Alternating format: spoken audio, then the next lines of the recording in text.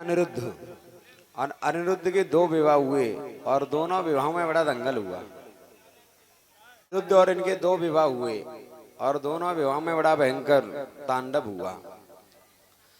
पहला विवाह तो हुआ बाणासुर की बेटी उषा के साथ, और इस विवाह में तो भगवान शंकर और नारायण भगवान दोनों ही आपस में लड़ गए।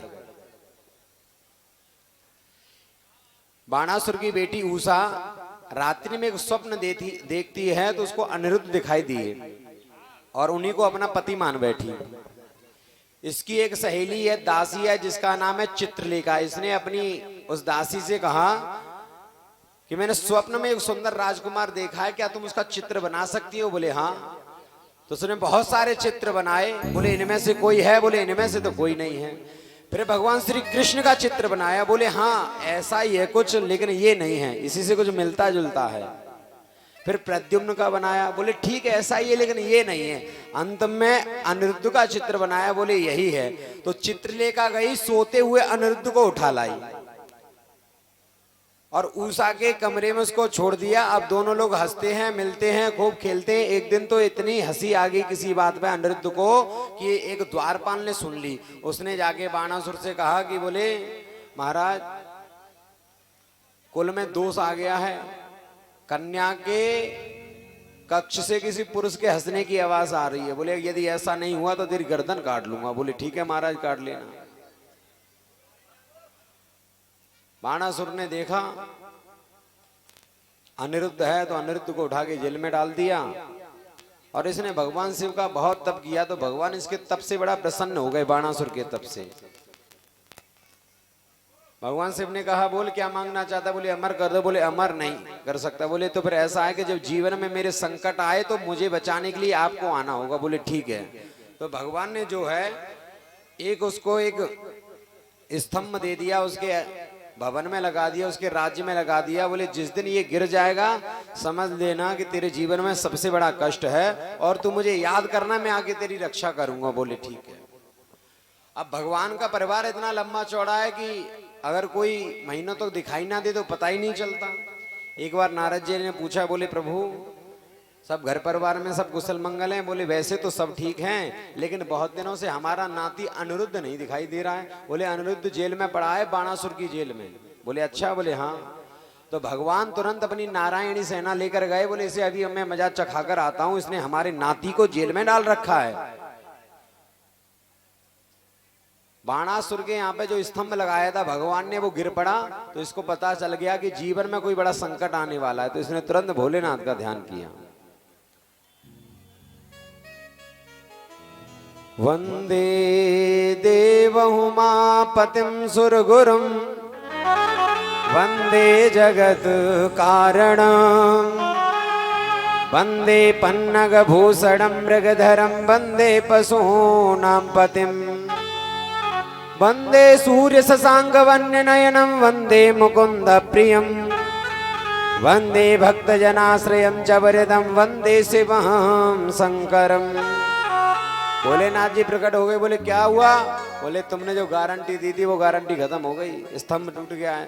तो भगवान ने कह दिया कि ऐसा कर चेला, तू अपने राज्य में जा, अपने भवन में आराम कर, मैं तेरी सुरक्षा के लिए गेट पे खड़ा हूं। नारायण भगवान अपनी नारायणी सेना लेकर आ रहे थे। उन्होंने भोलेनाथ को देखा तो देखते ही प्रणाम किया। भोलेनाथ ने नारायण भगवान को प्रणाम किया। भोलेनाथ ने पूछा प्रभु आप यहाँ कैसे आए हो? बोले यहाँ का राजा है ना बाणासुर, असुर। बोले हाँ इसने हमारे नाती को जेल में डाल रखा है, इसको मजा चखाने के लिए आए हैं, इसको मारने के लिए आए हैं। भोलेनाथ तुम कैसे? बोले जिसे मारने के लिए आए उसे बचाने के लिए हम बैठे हैं। नारायण भगवान ने कहा अरे हटो भोलेनाथ, रास्ता ये उद्दंडी, इसको दंड देना पड़ेगा। बोले नहीं महाराज चेले के साथ गद्दारी हम भी नहीं करेंगे। बोले फिर तो युद्ध होगा। बोले हो जाए युद्ध। तो भगवान भोलेनाथ की तरफ से श्री गणेश जी, कार्तिकेय जी, नंदी, भृंगी, भूत, प्रेत, डाकनी, पिशाचनी, ये सब युद्ध के लिए आए हैं। और नारायण भगवान की तरफ से प्रद्युम्न, उद्धव, नाना प्रकार की योद्धा आए हैं। दोनों सेनाओं में बड़ा भयंकर युद्ध हुआ और जब कोई निर्णय ना निकल पाया कि कौन जीतेगा कौन हारेगा, तो अंत में देवताओं ने सोचा कि हम अपनी सबसे बड़े अस्त्र शस्त्र का प्रयोग करके इस युद्ध का आज निर्णय कर देते हैं। तो नारायण भगवान ने अपना सबसे बड़ा अस्त्र नारायणास्त्र प्रकट कर लिया और भोलेनाथ ने अपने सबसे बड़ा अस्त्र पशुपतास्त्र प्रकट कर लिया। और दोनों को जैसे ही चलाने के लिए तैयार हुए तो महात्मा लोग प्रकट हो जाते हैं। जैसे ही महात्मा लोग प्रकट हुए, महात्माओं ने कहा क्या करना है महाराज, जब दोनों विभूति आपस में टकरा जाएंगी तो संसार में प्रलय हो जाएगी, प्रलय थोड़ी लाना है। दोनों विभूतियों को महात्माओं ने शांत किया। अंत में भोलेनाथ ने अपना ज्वर छोड़ा और नारायण भगवान ने अपना ज्वर छोड़ा। नारायण ज्वर ने भोलेनाथ के ज्वर को हरा दिया। इतने में भोलेनाथ के ऊपर नारायण भगवान ने एक ऐसा अस्त्र छोड़ दिया जिससे जमाइयां आने लग जाती हैं, उसको कहते हैं जरमरणास्त्र। जैसे वो अस्त्र को छोड़ा तो भोलेनाथ जमाइयां लेने लगे। भगवान तुरंत आगे बढ़े, बाणासुर के सभी हाथों को काट दिया, 4 हाथ छोड़े और उनको भी काटने वाले थे कि इसकी मां कोटरा देवी आ जाती है निर्वस्त्र होके। तो भगवान ने मुंह फेर लिया तो बाणासुर भाग गया। और जैसे ही बाणासुर भागा तुरंत अनिरुद्ध को ले आया और अपनी बेटी उषा को ले आया। भगवान से बोला प्रभु इसे स्वीकार करो, क्षमा करिए हमें। भोलेनाथ ने कहा कि ऐसा है प्रभु,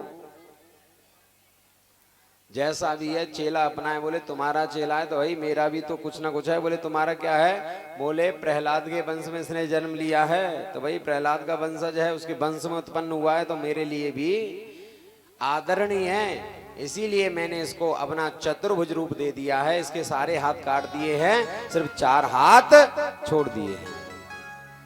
ले सदगुरुदेव भगवान की जय। तो इस प्रकार अनिरुद्ध का पहला विवाह हुआ। दूसरा विवाह रुक्मणी का जो भाई है रुक्मी, उसकी नातिन के साथ हुआ। तो रुक्मी बैठा हुआ था विवाह में, बलदाऊ भैया भी बैठे हुए थे और चौसर खेली जा रही थी। तो दाऊ भैया जीत जाते थे, लेकिन ये धोखे से कह देता था कि भाई मैं जीता हूं। रुक्मी, इसके साथ में और भी राजा थे तो ये भी बोलते थे कि हाँ रुक्मी की विजय हुई है, रुक्मी की विजय हुई है। अंत में सबसे बड़ा दाव फेंका गया तो दाऊ भैया फिर से जीत जाते हैं और आकाशवाणी होती है कि विजय दाऊ भैया की हुई है। विजय दाऊ भैया की हुई है। जब ये घोषणा हुई तो दाऊ भैया बड़े प्रसन्न हुए। बोले देखो देववाणी मिथ्या तो नहीं कह सकती, देववाणी ने बताया है कि विजय हमारी हुई है। तो रुक्मी जो है नाना प्रकार के व्यर्थ की बातें करने लगता है, कहने लगता है। बोले ऐसा है, ये जुआ खेलना चौसर खेलना तुम जैसे ग्वालों का काम नहीं, हम क्षत्रियों का काम है। तो इतना कोई कह दे दाऊ भैया से और वो जीवित रह जाए।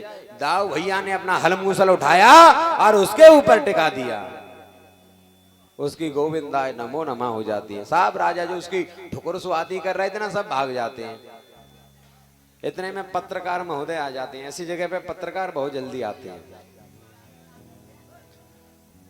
भगवान से पूछे कि आपके भैया ने आपके साले को मार दिया है, क्या कहेंगे? अगर भगवान ये कहें कि बहुत अच्छा किया तो रुक्मणी जी गुस्सा हो जाएंगी, रुक्मणी का भाई मार दिया है। और ये कहें कि बिल्कुल अच्छा नहीं किया तो दाऊ भैया गुस्सा हो जाएंगे। बोले मेरा इतनी देर से अपमान कर रहा था तब तो ये कुछ नहीं बोला। तो मौन मास्तम भगवान उस समय चुप हो जाते हैं।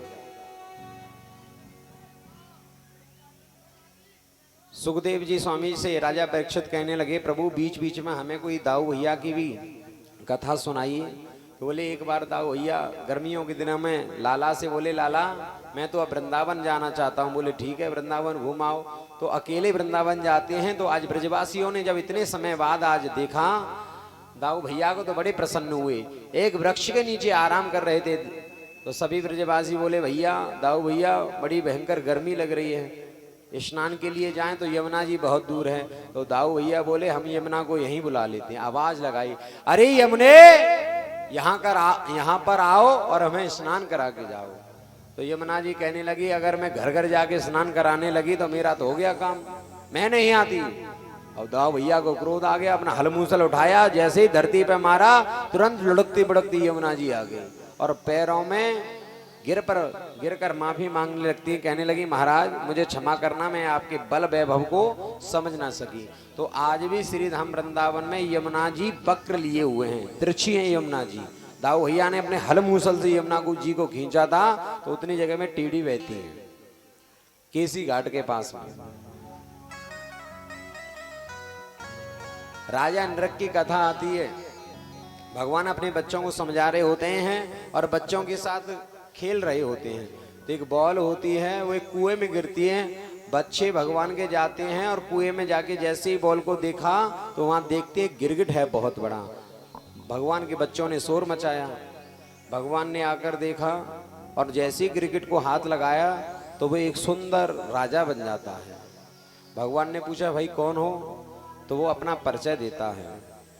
नृगो नाम नरेंद्रो हम इक्ष्वाको तनयः। नृगो नाम नरेंद्रो हम, मेरा नाम राजा नृग है। जब भी दानियों की बात आई होगी ना, जब बहुत सारे दानियों की चर्चा चली हो तो आपने मेरा नाम जरूर सुना होगा, मेरा नाम आपके कानों में जरूर गया होगा। बोले भैया ऐसा क्या दान करते थे? बोले गौ दान करता था। बोले गौ दान करते थे तो क्या बूढ़ी टेढ़ी गौ दान करते थे? बूढ़ी गैया दान करते थे क्या जो गिरगिट बनना पड़ा? बोले नहीं ऐसी नहीं महाराज। तो कैसी? बोले पयस्वनी तरुणी, पयस्वनी दुधारू गाय, जवान गाय। कितनी गाय दान की महाराज? बोले आकाश में जितने तारे हैं शायद उनको कोई गिन ले, शरीर में सिर पर जितने बाल हैं शायद कोई गिन ले, लेकिन मैंने इतनी गौ दान की है महाराज उसे कोई गिन नहीं सकता। बोले इतने बड़े दानी हो फिर भी गिरगिट बने घूम रहे हो, क्या हो गया था? बोले एक बार मैंने गौ दान की। गौ दान कैसे की? पैरों में चांदी मड़वा के, सींगों में स्वर्ण मड़वा के, वस्त्र आभूषणों से अलंकृत करके मैंने गौदान की। एक ब्राह्मण को, ब्राह्मण उस गाय को ले गया, उसने जाके अपने घर में गाय बांध दी। रात्रि में वो गाय छूटकर फिर से आकर मेरी गायों में आके मिल जाती है। दूसरे दिन मैं अपना नित्य कर्म कर रहा था, फिर से गौदान कर रहा था, वही गाय सबसे आगे आ गई और उसी गाय को मैंने किसी ब्राह्मण को दान कर दिया। इधर से ब्राह्मण गाय लेकर जा रहा था, उधर से वो ब्राह्मण अपनी गाय को ढूंढता हुआ आ रहा था। दोनों रास्ते में लड़ने झगड़ने लग जाते कि मेरी गाय है मेरी गाय है। दोनों राजा के पास आए। दोनों लोग जब राजा के पास आते हैं, राजा निर्णय न कर पाया। राजा ने ये भी कहा कि भाई तुम दोनों को मैं अलग अलग गाय दे देता हूं, लेकिन ब्राह्मणों ने कहा कि नहीं हमें यही गाय चाहिए। दूसरा ब्राह्मण बोला मुझे भी ये गाय चाहिए। राजा चुप हो जाता है तो ब्राह्मण देवता उस गाय को ही छोड़ जाते हैं। दोनों ही बोले ब्राह्मण तुम बार बार रूप बदलते हो, तुम निर्णय नहीं कर पा रहे हो, जाओ जाके गिरगिट बन जाओगे। कोई गलती न होते हुए भी फिर भी गिरगिट बनना बड़ा महाराज। तो कभी भी व्यक्ति के अंदर दर्प नहीं आना चाहिए। राजा के अंदर अभिमान बहुत था तो महाराज जाके गिरगिट बनना पड़ा।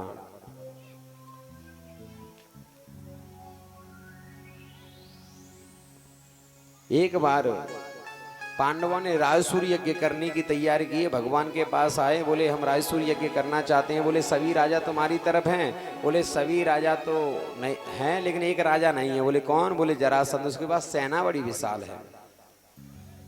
तो भगवान श्री कृष्ण अर्जुन को और भीम को लेकर जरासंध के पास जाते हैं। जरासंध की निष्ठा ब्राह्मणों में बहुत ज्यादा है। जब भगवान ने जरासंध को 17 बार हरा दिया तो 18वीं बार में ब्राह्मणों को जाप पर बिठाया, कहा कि भैया जाप करना मेरे लिए कि मैं युद्ध जीत जाऊं, और यदि युद्ध जीत गया तो इतना धन दूंगा कि महाराज तुम्हें कभी किसी के दरवाजे पर जाने की आवश्यकता नहीं पड़ेगी, और यदि मैं हार गया तो तुम्हारी गर्दन काट दूंगा। तो सब ब्राह्मण देवता एक ही जाप कर रहे हैं, भोलेनाथ, हे शंकर भगवान, हे नारायण भगवान, तुम हार जाना युद्ध, वरना ये दुष्ट हमें मार देगा। तो भगवान ब्राह्मणों पर कृपा करने के लिए रण छोड़ के भाग जाते हैं। तो ये जरासंध जीत जाता है, इसकी विजय घोषित हो गई। तो जरासंध की निष्ठा ब्राह्मणों में बहुत ज्यादा थी। वो 2 घंटे ब्राह्मणों को दान देता था। सुबह 10 बजे से लेके 12 बजे तक दान करता था, और इतना दान करता था कि जो भी दरवाजे पे आ जाए किसी को खाली हाथ नहीं लौटने देता था। तो भगवान श्री कृष्ण अर्जुन और भीम को लेकर गए, ये भी लाइन में लग गए। तो भगवान की हंसी ऐसी है कि जब हंसते हैं तो पकड़े जाते हैं। तो जैसी हंसी देखी, बोले ब्राह्मण तुम्हें पहले कभी देखा है? तो भगवान बात बनाकर कहते हैं, बोले तुम्हारे यहाँ इतने सारे ब्राह्मण आते हैं दान लेने के लिए, मैं भी कभी आया होऊंगा। वैसे भी तुम्हारी निष्ठा ब्राह्मणों में है। तो भगवान ने जरासंध कहता है, बोले हाँ, एक बार मैंने इनको जाप पर बिठाया था, तब से मेरी विजय प्राप्त हुई, तब से मेरी निष्ठा ब्राह्मणों में बहुत ज्यादा है। अच्छा आप बताइए क्या मांगना चाहते हैं? तो भगवान श्री कृष्ण कहते हैं, श्रीमद् भागवत में लिखा हुआ है, युद्धम नो देहि राजेंद्र द्वंद्व से युद्धमन्यसे, युद्धम नो देहि राजेंद्र द्वंद्व से युद्धमन्यसे। बोले यदि देना ही चाहते हो तो युद्ध दीजिए। तो तुरंत जरासंध सावधान हो जाता है, बोले तुम ब्राह्मण नहीं हो सकते, ब्राह्मण कभी युद्ध नहीं मांगता है, बताओ कौन हो? तो बता दिया कि मेरी जो दाहिनी तरफ है ये भीम है और बाईं तरफ अर्जुन है, और मैं तुम्हारा पुराना शत्रु कृष्ण हूं। हम तीनों में से किसी से भी तुम मल्ल युद्ध कर लो। तो जरासंध ने विचार किया कि कृष्ण को अगर मैंने चुन लिया तो जैसे तैसे तो मैं जीता हूं, ये रण छोड़ के भाग गया था, तो कहीं ऐसा ना हो लिपे लिपाए पे पानी भर जाए। बोले तुझसे तो मैं युद्ध नहीं करूंगा, क्योंकि तू तो युद्ध से भाग गया था और भागा हुआ शत्रु हारा हुआ माना जाता है, इसलिए तुझसे मैं युद्ध नहीं करूंगा। अर्जुन की तरफ और भीम की तरफ देखते हुए कहता है, अर्जुनो ना भवे योद्धा भीमस्तुल्य बलो समहा। अर्जुनो ना भवे योद्धा, अर्जुन तो पतला सा, ये मेरे साथ का युद्ध करेगा। हाँ थोड़ा भीम ठीक ठाक मालूम पड़ता है, इससे थोड़ा युद्ध हो सकता है। तो जरासंध भीम भैया प्रसन्न हो जाते हैं, बोले कृष्ण को भी फेल कर दिया, अर्जुन को भी फेल कर दिया, मुझे ही पास किया है। तो महाराज कई दिनों तक युद्ध चला, युद्ध करते करते भीम की एक एक नस ढीली पड़ जाती है और भगवान के पास आके बोले, भैया पता नहीं कौन सी चक्की का आटा खाता है, ये हारता ही नहीं, मेरी नस नस ढीली पड़ गई है, मैं तो जा रहा हूं यहां से। बोले भाई युद्ध के लिए तुम्हें चुना, युद्ध तो तुम्हें ही करना पड़ेगा। बोले नहीं महाराज, मैं युद्ध नहीं कर पा रहा। बोले मेरी तरफ देखा करो, ये सारे में बता दिया, चीर देना है, दाएं बाएं फेंक देना है। आकर राजसूर यज्ञ किया। उस राजसूर यज्ञ में सभी को अलग अलग सेवाएं दी गई। भगवान श्री कृष्ण ने पता है कौन सी सेवा ली? भगवान श्री कृष्ण ने सेवा ली है कृष्ण पादा वने जने, जो यज्ञ में आते हैं और अपने चप्पल जूतों को, चरण पादुकाओं को यहाँ कहीं इधर उधर उतार देते हैं, तो भगवान श्री कृष्ण अपने पटुके से उनके चरण पादुकाओं को साफ करके एक लाइन में लगाते हैं, कृष्ण पादा वने जने। ऐसी सेवा ली है। यज्ञ होता है, पूजा पाठ होती है, जब प्रसादी होती है तो जूठरी पत्तलें उठाने का बड़ा पुण्य प्राप्त होता है। यहीं पर दुर्योधन को जल में थल का और थल में जल का भ्रम हो जाता है और द्रौपदी हंस जाती है और यही हंसी महाभारत का कारण बनती है। बोले सद्गुरुदेव भगवान की जय। राजा परीक्षित ने पूछा, प्रभु एक बात बताइए, क्या भगवान ने किसी दीन पर, किसी गरीब पर कृपा की? तो सुखदेव स्वामी जी ने थोड़ी देर चिंतन किया और उनको याद आ जाती है सुदामा की कथा। सुखदेव स्वामी जी कहते हैं, कृष्ण स्यासेद सखा कश्चित् ब्राह्मणो ब्राह्मवित्तमा विरक्त इंद्रियार्थेषु प्रशांतात्मा जितेंद्रिया। कृष्ण का सखा, कृष्णास्यासीद सखा कश्चित् ब्राह्मणो ब्रह्मवित्तमा। लोग कथाओं में बताते हैं, सुनाते हैं कि सुदामा दरिद्री था। किसी भी शास्त्रीय ग्रंथ में कहीं सुदामा के लिए ये शब्द नहीं लिखा कि सुदामा दरिद्री था या सुदामा भीख मांगता था। जितने भी ग्रंथ है हमारे धर्मशास्त्र, जो शास्त्रीय ग्रंथ है, उनमें कहीं भी सुदामा के लिए दरिद्री और भिखारी शब्द नहीं आया। ब्राह्मणो ब्रह्मवित्तमा, ब्राह्मण है और ब्रह्म तीज को जानने वाला है, ब्रह्म को समझने वाला है। विरक्त इंद्रियार्थेषु, विरक्त है, सभी इंद्रियों पर उसका कंट्रोल है, संयम है। प्रशांत आत्मा जितेंद्रिया, अपनी इंद्रियों पर उसने विजय प्राप्त की हुई है। समाज में ना कुछ कथाएं फैली हुई है, जैसे दो चार कथाएं मैं बताता हूं। जैसे हम कथाओं में सुनते हैं कि एक बार भगवान श्री कृष्ण ने चक्र सुदर्शन चलाया और उनकी उंगली कट गई और द्रौपदी जी ने उससे साड़ी लपेट दी। ऐसी कथाएं हम सुनते हैं। अब विचार करिए, यदि सुदर्शन में ऐसी कोई नोक निकली हुई होती, ऐसी कोई कील अथवा कोई ऐसी धारदार नोक बाहर निकली होती, तो क्या भगवान की उंगली एक ही बार कटती? भगवान ने न जाने कितनी बार चक्र सुदर्शन चलाया, लेकिन उंगली एक ही बार कटी। ये कुछ दंत कथाएं हैं। एक कथा हम सुनते हैं कि सबरी ने भगवान श्री राम को झूठे बेर खवाए। बहुत सारी रामायणों का अध्ययन किया और गुरुजनों से भी मैंने सुना। एक भुसुंडी नाम की रामायण है, उसके 4 भाग हैं, पूरा पश्चिम उत्तर दक्षिण। उसके एक भाग में जाके उच्चिष्ट फलों की चर्चा तो की गई है कि फल झूठे खवाए गए हैं, लेकिन ये गारंटी नहीं है कि वो बेर ही खवाए गए हैं।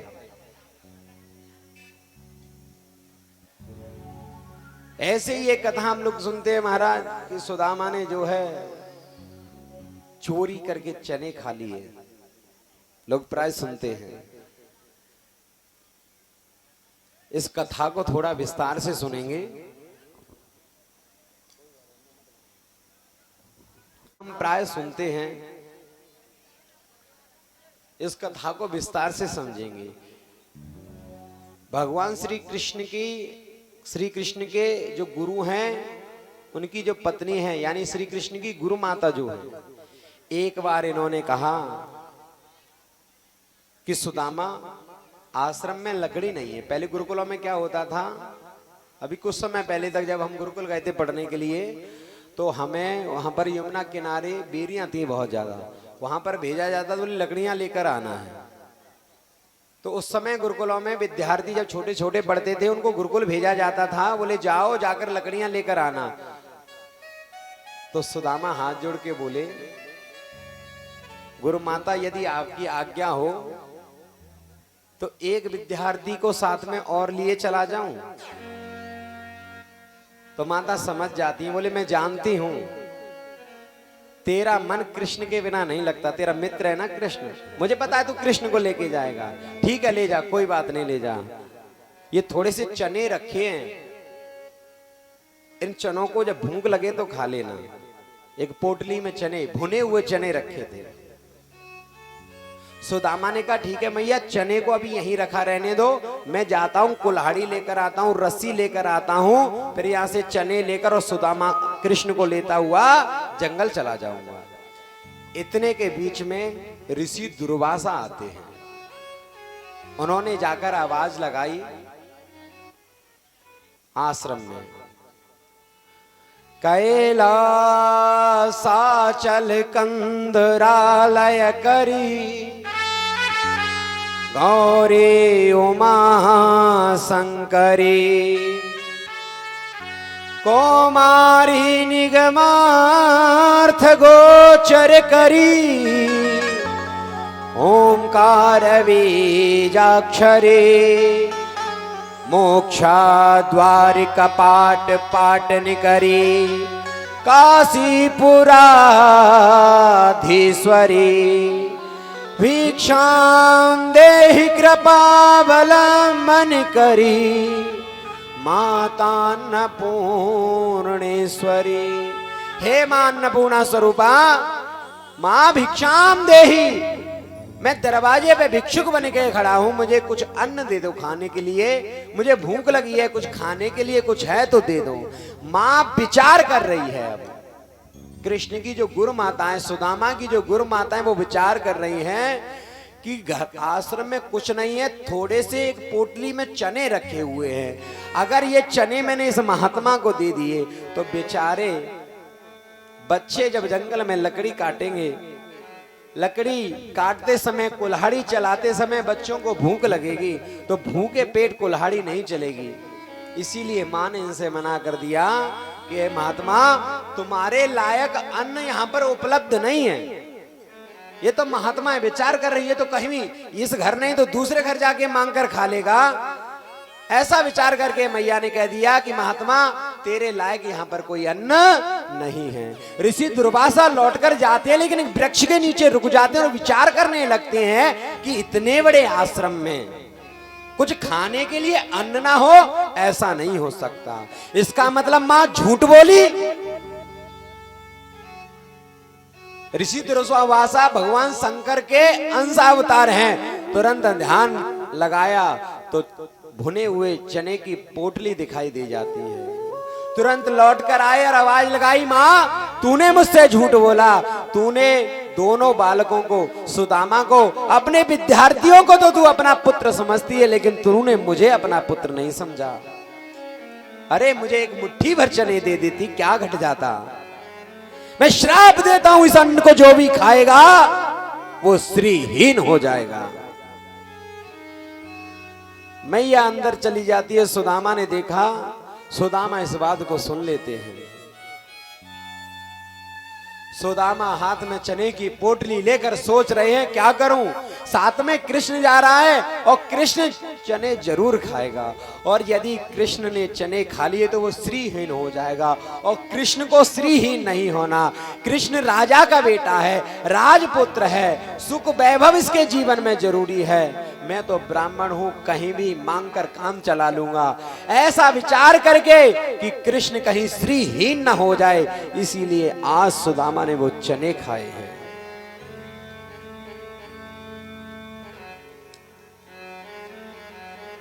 जब जब भगवान श्री कृष्ण के सामने भोजन की थाली आती है तो कृष्ण की आंखों में सबसे पहले आंसू आते हैं कि आज ये थाली यदि मेरे सामने आ रही है तो मेरे मित्र सुदामा की वजह से आ रही है। मेरी वजह से संपूर्ण गरीबी आज सुदामा ने स्वीकार की है। खुद श्रीहीन हो गया और मुझे श्रीवान बना गया।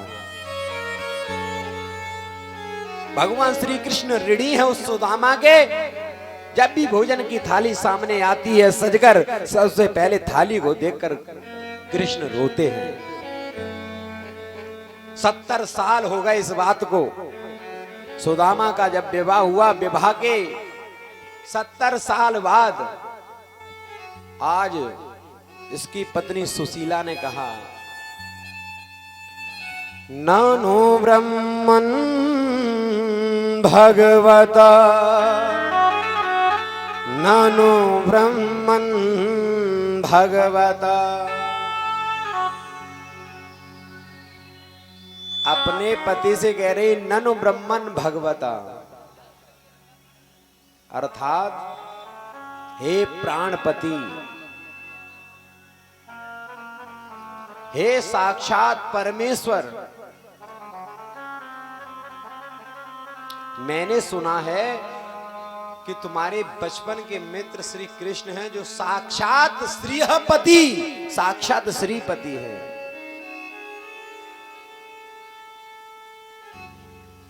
आप उनके यहां पर क्यों नहीं चले जाते हैं? अभी देखिए ये बात 70 साल बाद क्यों कह रही है सुशीला।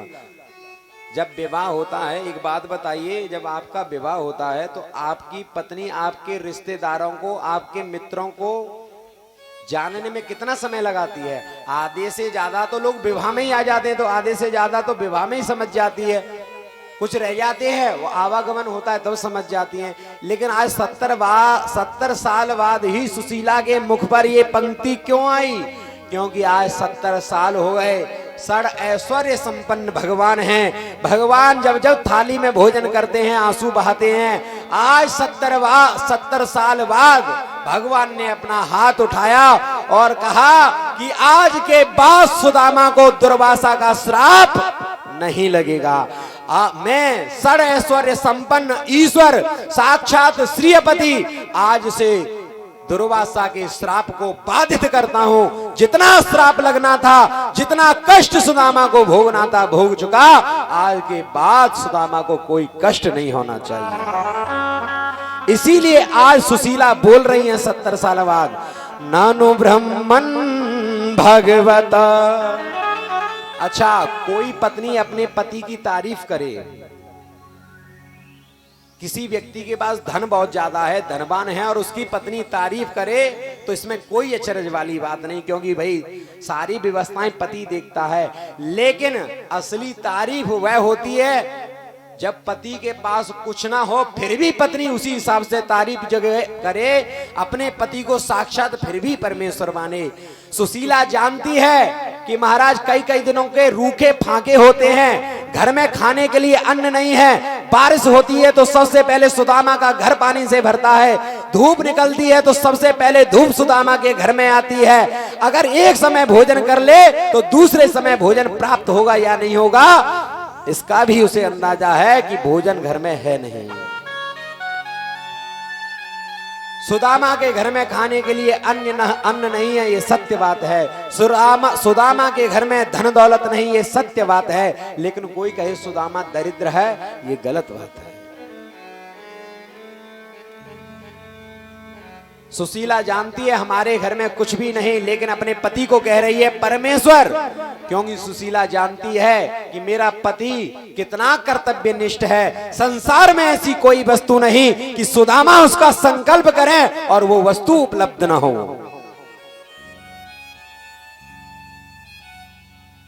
बार बार सुशीला सुदामा से कहती है, क्यों नहीं चले जाते अपने मित्र जो श्रीपति है, जो साक्षात कृष्ण है। तो पहले तो समझाया सुदामा ने कि इतना समय, महाराज बुढ़ापा आ गया है, मैंने इतना समय निकाल दिया, बुढ़ापे में कलंक क्यों लगाती है मांगने का। लेकिन बार बार जिद करती है। तो सुदामा कहते हैं कि मित्र से मिलने के लिए जाऊंगा तो तेरे पास कुछ है।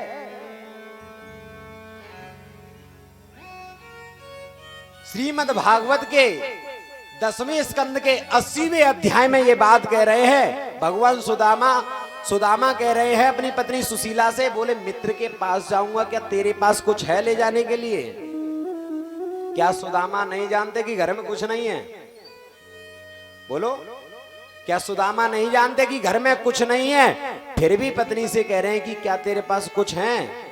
तो इसका मतलब भागवत की ये पंक्ति निरर्थक हो गई, मतलब खाली हो गई, झूठी पड़ गई।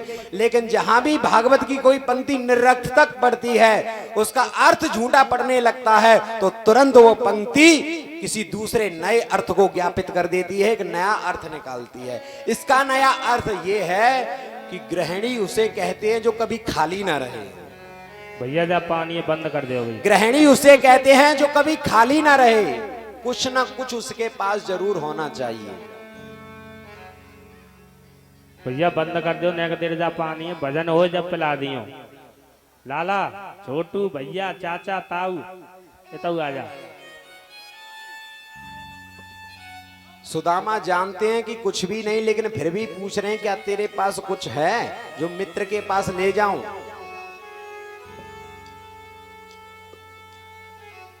तो इसका मतलब भागवत की पंक्ति झूठी पड़ेगी, झूठी नहीं पड़ेगी, या नया अर्थ निकलेगा। नया अर्थ ये निकलेगा कि गृहिणी को कभी खाली नहीं रहना चाहिए। माता बहनों, कभी जीवन में खाली नहीं रहना, क्योंकि समय हमेशा बदलता रहता है। अब रखना कैसे, कोई नौकरी करने थोड़ी जाती हैं, लेना सब पति के पैसों में से ही है। अभी लेना कैसे है, पंडित जी कहीं से आए, मान लो पतिदेव कहीं से आए, और जब वो नहाने के लिए जाएं, स्नान करने के लिए, और कपड़े निकाल के रख दें।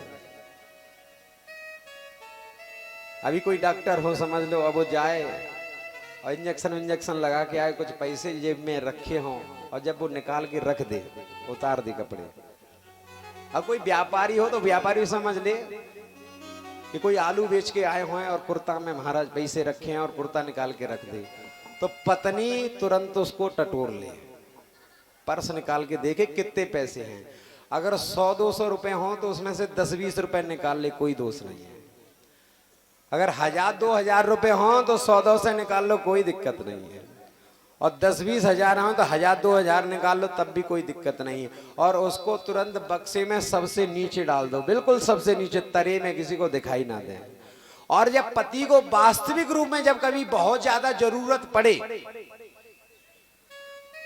जब पति को सही मायने में बहुत ज्यादा जरूरत पड़े और वो कहे कि भाई अभी समय बड़ा खराब चल रहा है, बड़ी कंगाली चल रही है, क्या तेरे पास कुछ है, तब उन पैसों को निकाल के दो। और कैसे निकाल के दो, ऐसे नहीं, सीधे निकाल के निकालो पैसों को और ये कहो कि ये पैसे अपने मायके से लाई हूं, अपने भैया से उधार, ये 5,000 रुपए पकड़ो, अपने भैया से उधार लेके आई हो, तुम्हें देना पड़ेगा।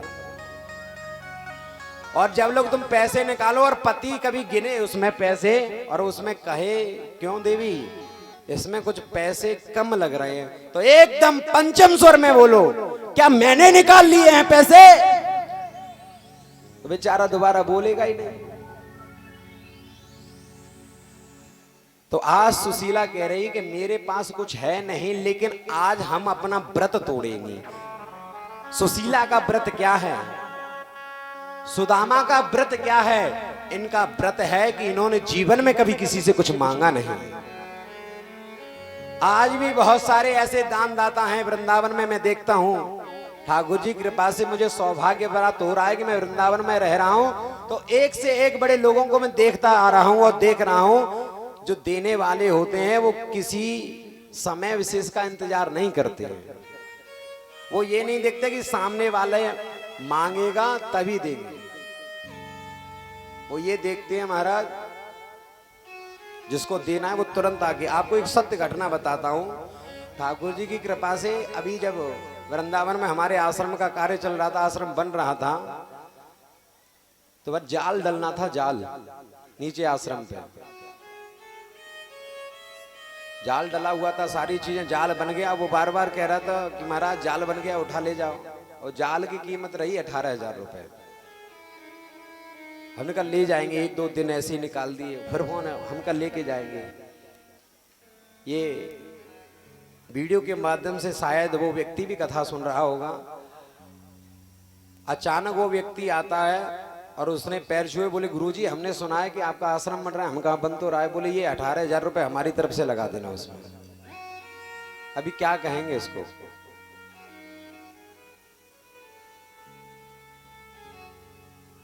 आजकल जो देने वाले हैं, सही मायने में ऐसे देने वाले हैं, अभी भी वो इंतजार नहीं देखते कोई मांगेगा तब देंगे। बिना मांगे भी बहुत सारे देने वाले हैं। इसीलिए आज सुदामा और उसकी पत्नी सुशीला, इन्होंने जीवन में कभी किसी से कुछ मांगा नहीं, लेकिन आज सुशीला कह रही है कि आज हम अपना व्रत तोड़ेंगे और भगवान कृष्ण के लिए उपहार तुम लेकर जाओगे तो कुछ भेंट मांग कर लेकर आएंगी। 5 घरों में जाती है, एक मुट्ठी भर चावल, एक मुट्ठी लेकर 5 घरों में गई, तब जाके इतना चावल प्राप्त हुआ कि किसी कपड़े में बांधा जा सके। लेकिन साइल खंडे कोई भी ऐसा वस्त्र नहीं है कि उस साबुत वस्त्र में एक मुट्ठी चावल को बांधा जा सके। नाना प्रकार से जगह जगह कर उस वस्त्र को सिलकर उसमें चावल की पोटली बनाई और सुदामा को दी। सुदामा जा रहे हैं, सुदामा को पता नहीं कहां द्वारका है कहां द्वारका नहीं। चलते जा रहे हैं, रास्ते में एक नदी पड़ती है।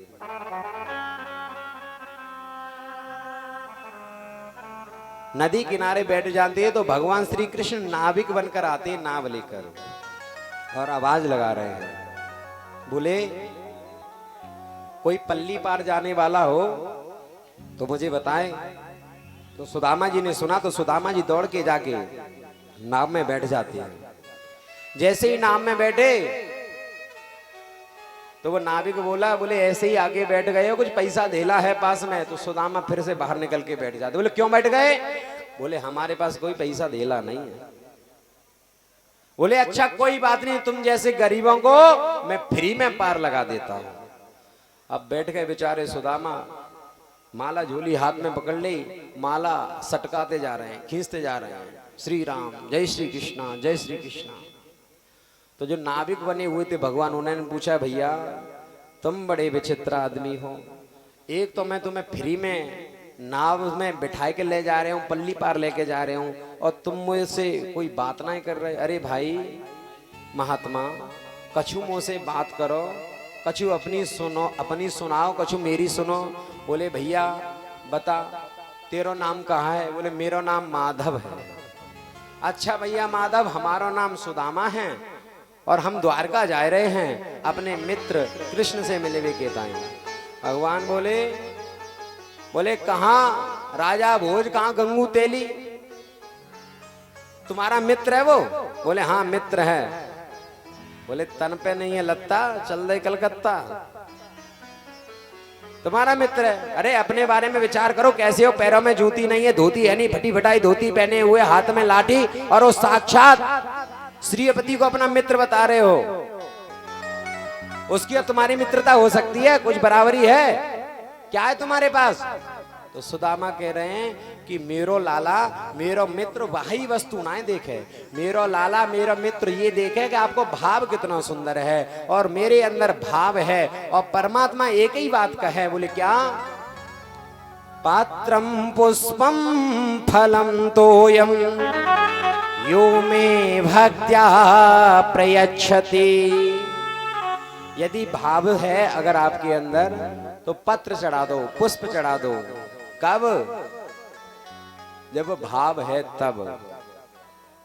यदि भगवान ने अर्पण करने के लिए बनाया है परीक्षित जी, यदि भगवान ने आपको देने लायक बनाया है तो आपको देना चाहिए। यदि नहीं बनाया तो भगवान ये कह रहे हैं कि एक लोटा जल ला के भी चढ़ा दो।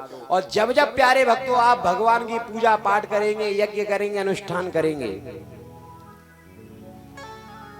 मैं देखता हूँ प्राय माता बहनें जब सुबह सुबह पूजा करती हैं, परिक्रमा लगाती हैं, तो कुछ और माता बहनें आपस में चर्चा करती हैं, बड़ी बड़ी भगतानी बन रही है, सुबह ही सुबह लोटा चढ़ाए भी जावे मंदिर पे। जो भाई बंधु पूजा पाठ करते हैं तो कई भाई बंधु परीक्षित जी कहते हैं बोले बड़ा दातार बन रहा हो, ये बहुत आगे हैं, ज्यादा ज्यादा भाग रहा है। अरे ज्यादा पूजा पाठ वाला बन रहा दिखे। माताएं आपस में चर्चा कर रही है, ज्यादा बड़ी भगतानी बन रही है, तो बेचारी शर्म की वजह से, ये लाज की वजह से जो पूजा करती हैं वो भी बंद कर देती हैं। लेकिन माता बहनों भाई बंधुओं जो पूजा करते हैं और लोग उनकी हंसी उड़ाते हैं तो घबराना नहीं, परेशान नहीं होना। क्यों? शास्त्र कहता है यदि आप पूजा पाठ करेंगे और लोग आपकी हंसी उड़ाएं तो प्रसन्न हो जाओ। क्यों? शास्त्र कहता है अपमान तपसो वृद्धि सम्मान तपसो क्षय। यदि आप पूजा पाठ कर रहे हैं और लोग आपका अपमान कर रहे हैं, हंसी उड़ा रहे हैं, लोग वाक कह रहे हैं अरे बड़ी कथा चल रही है, ये कोई कथा में कथा होती है? ऐसी कोई कथा होती है? हम तो आनंद लेते हैं। अरे साक्षात रस ही तो परमात्मा का स्वरूप है। कई लोगों को देखता हूं बोले हम कथा सुनने थोड़ी जाते हैं, हम तो रस लेने जाते हैं। अरे तो रस का नाम ही तो परमात्मा है। लेकिन घबराना नहीं। जो लोग आपकी बुराई करेंगे और आप पूजा पाठ करेंगे और जो लोग आपकी बुराई करेंगे तो प्रसन्न हो जाओ। आपके यदि थोड़े बहुत भी यदि पाप रह गए हैं तो वो पाप उसके सिर पे जाके बैठेंगे जो आपकी बुराई कर रहे हैं। और आप पूजा पाठ कर रहे हैं, लोग आपकी बड़ंता कर रहे हैं, तारीफ कर रहे हैं, तो आपके पुण्य कम हो जाएंगे। एक कथा आ गई है छोटी सी, याद आप कहो तो सुना दो। बोलो। भागवत से थोड़ी सी अलग है। परीक्षित जी, एक राजा था, वो जो है 2 घंटे नित्य प्रति दान करता था सोने की असरफियों के। समय था 10 से 12 बजे तक। एक दिन राजा को बड़ी टेंशन हो गई, टेंशन में था। भाई राज में तो बहुत सारी टेंशन चलती रहती है ना, तो टेंशन में था। उसने कहा भाई 10 बजे से 12 बज गए, जाके राज में बैठने लगा तो एक ब्राह्मण आ गया वहां पे। बोले मुझे भी भाई भिक्षा दो। तो वो गुस्से में था, उसने कहा तू बहुत लेट आया है। गोबर उठाया और उसके हाथ में दे दिया। बोले तेरे भाग्य में गोबर है, ये गोबर ले जा। अब वो ब्राह्मण नैष्ठिक था, वो गया घर और घर में जाके उसने ठाकुर जी का भोग लगाया गोबर का ही। और वो गोबर जो है जैसे ही उसने पाया, उसने प्रसाद में खाया गोबर। राजा इधर क्या देखता है, रात में सोया कि 6 पहाड़ बन गए हैं गोबर के। उसने गुरुजी को बताया। बोले गुरुजी ये क्या है? बोले तुम धन दान करते हो, तुम्हारा धन बढ़ता है। बढ़ता है कि नहीं बढ़ता है? और तुमने गोबर दान किया है तो गोबर भी बढ़ा है। बोले गोबर का क्या होगा? बोले अब गोबर में तुम डूब जाओगे, मर जाओगे, गोबर खाना पड़ेगा तुम्हें। बोले गुरुजी कुछ बचने का उपाय है? बोले हाँ एक उपाय है। बोले क्या? बोले लोग तुम्हारी बुराई करने लग जाएं। संसार में लोग यदि तुम्हारी बुराई करने लग जाएं तो समझ लो तुम्हारा काम बन जाएगा। अब राजा, इतना बड़ा राजा हमारा जो दान करता हो, कोई बुराई कर देगा उसकी? गुरुजी से कहा, गुरुजी ने एक उपाय बताया। बोले ऐसा है? बोले हाँ। बोले एक निम्न वर्ण की कन्या को तू अपने राजभवन में ले आ, देख कैसे बुद्धि खराब होती है लोगों की। बोले गुरुजी बड़ी बदनामी होगी। बोले भाई बदनामी होगी तभी तो तेरे पाप कटेंगे, तेरे जो 6 पहाड़ बने गए गोबर के तभी तो कटेंगे।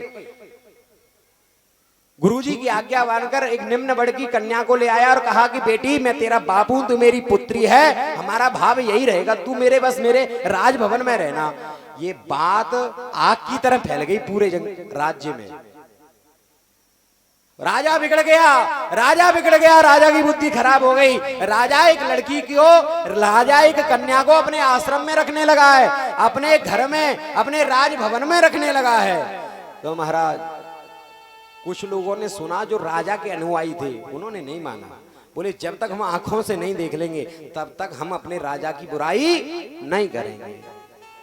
लेकिन आधे लोग तो करने लगे। कुछ लोगों को तो बहाना चाहिए होता है ना, कुछ लोगों को तो बहाना चाहिए होता है बुराई करने का। बस पॉइंट देखते हैं कहाँ एक पॉइंट लूज मिल जाए। वो ये नहीं देखेंगे कितनी अच्छी बात चल रही है, वो ये देखेंगे कहाँ एक वीक पॉइंट मिल जाए।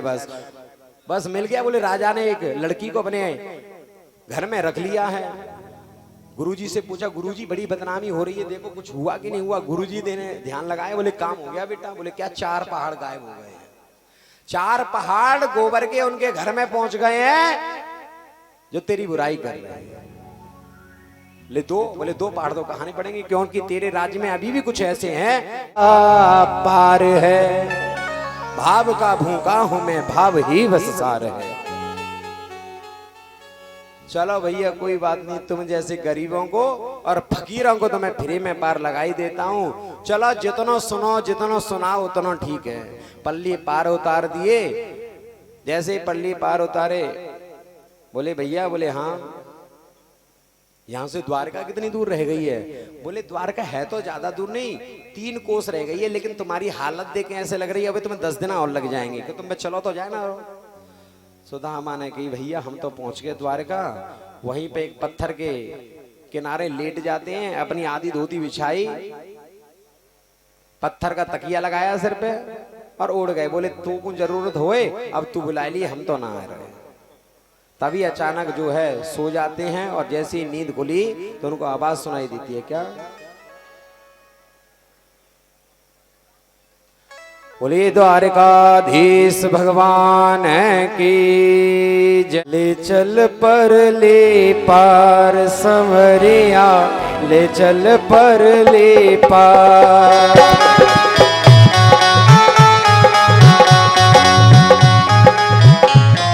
चल पर ली पार, जहाँ विराजे राधे रानी, जहाँ विराजे राधे रानी, वो अलमेली सरकार सवरिया, ले चल पर ली पार सवरिया, ले चल पर ली पार।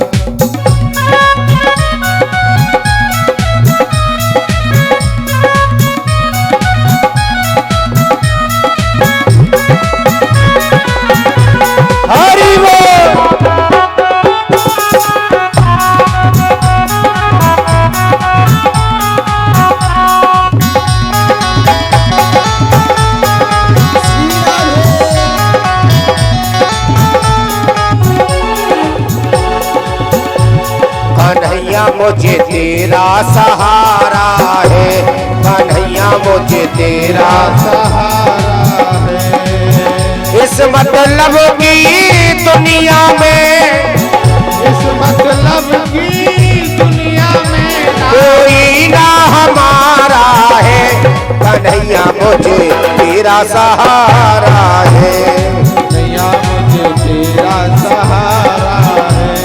ओ इस मतलब की दुनिया में ना कोई हमारा है, कन्हैया मुझे तेरा सहारा है।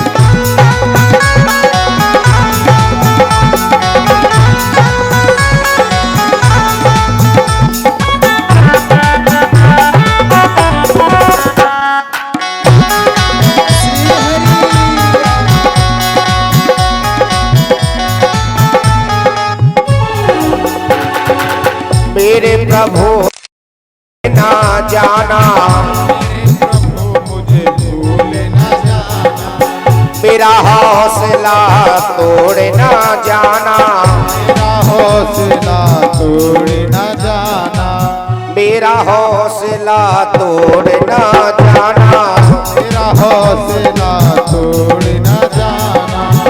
उनकी संगत में पड़ के ना, उनकी संगत में रह करना, मेरा गुजारा है कन्हैया मुझे तेरा सहारा है। कन्हैया मुझे तेरा सहारा है।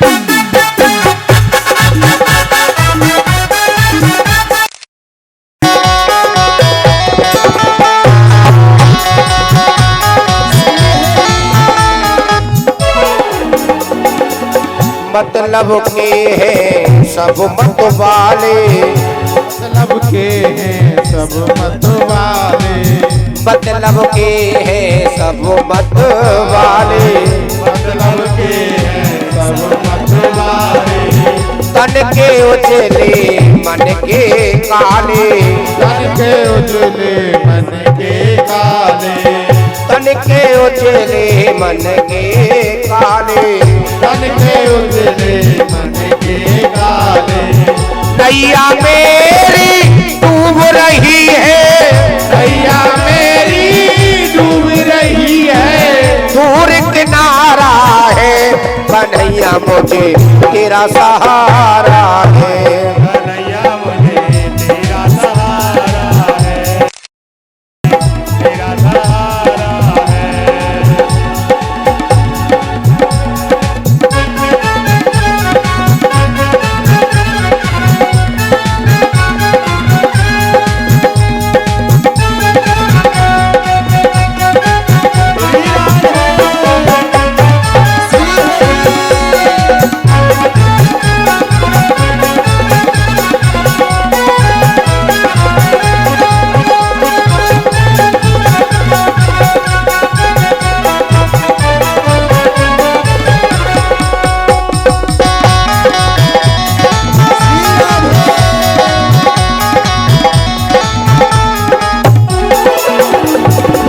नैया मेरी आए जकोले, नैया मेरी आए जकोले, नैया मेरी आए जकोले, नैया मेरी आए जकोले, मनवा मेरा भमर में डोले, मनवा मेरा भंवर में डोले, मनवा मेरा भमर में डोले, मनवा मेरा भंवर में डोले।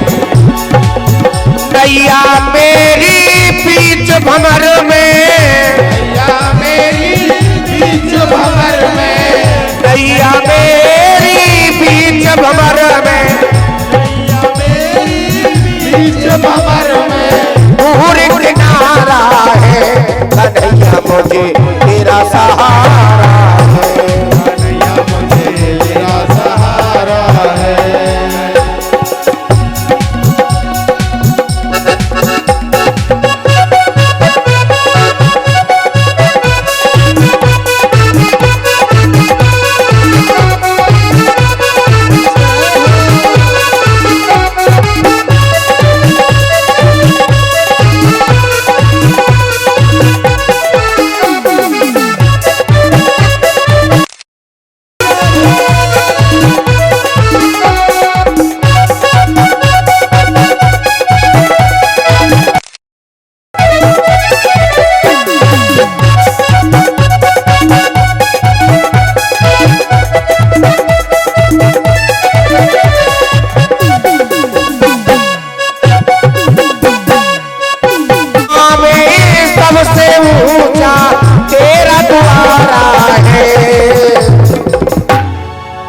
कन्हैया मुझे तेरा सहारा है, कन्हैया मुझे तेरा सहारा है, कन्हैया मुझे तेरा सहारा है। इस मतलब की दुनिया में ना, मतलब की दुनिया में ना कोई हमारा है, कन्हैया मुझे तेरा सहारा, कन्हैया मुझे तेरा सहारा है, सहारा है। सुदामा ने पूछा चौरे भैया ये कौन सा देश है, कौन सा राज्य है? बोले भैया तो को पता ना है? बोले ना है। बोले ये द्वारिका है। अच्छा लाला द्वारिका है? बोले हाँ।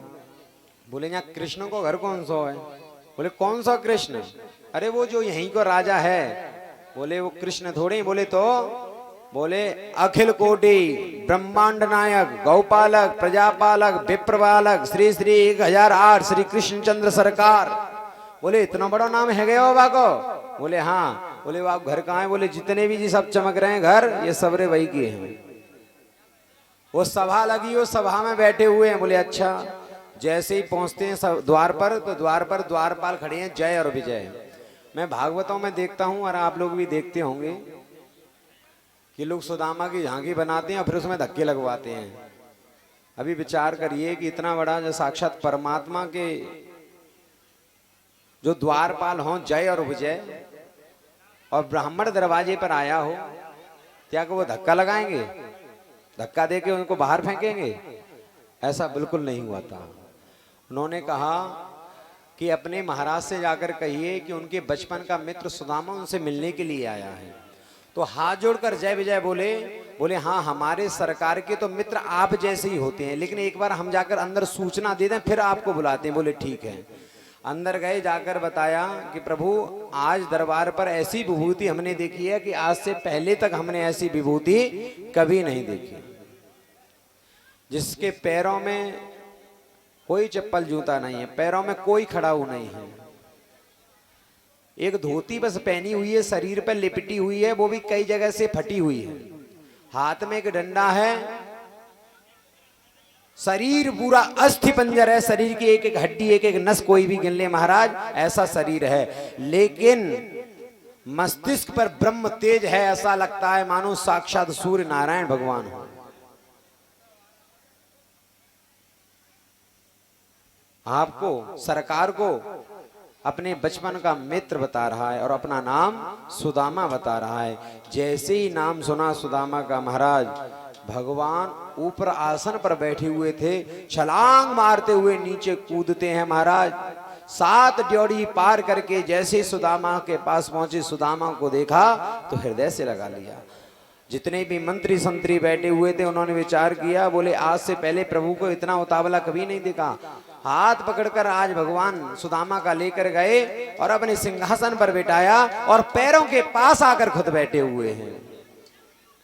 रुक्मणी जी खड़ी हुई हैं, रुक्मणी जी को आदेश दिया, बोले रुक्मणी तुम क्या कर रही हो? ब्राह्मण देवता घर पधारे हैं, आप जाओ ब्राह्मण के पाद प्रक्षालन करते हैं, ब्राह्मण के पैर धुलने हैं।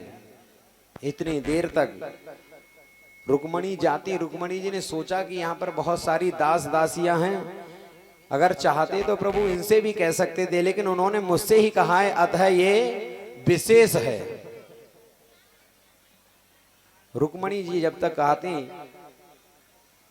भगवान के आंखों से सुदामा की ऐसी हालत देखकर उनके आंखों से अश्रुधारा बह निकली।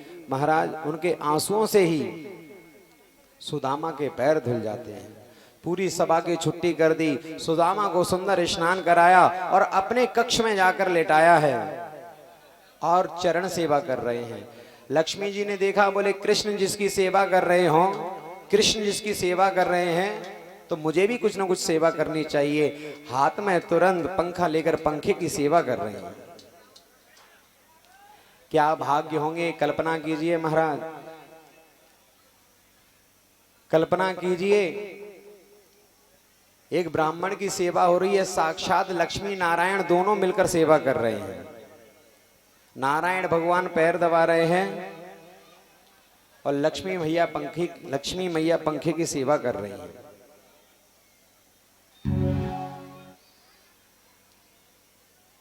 अपना हाथ बार बार बगल में दबाते जा रहे हैं। भगवान ने पूछा भैया अपना हाथ क्यों दबा रहे हैं? बोले इतनी दूर से चलकर आया हूं ना, तो इसीलिए हाथ में दर्द हो रहा है। श्री कृष्ण गोविंद हरे मुरारी, हे नाथ नारायण।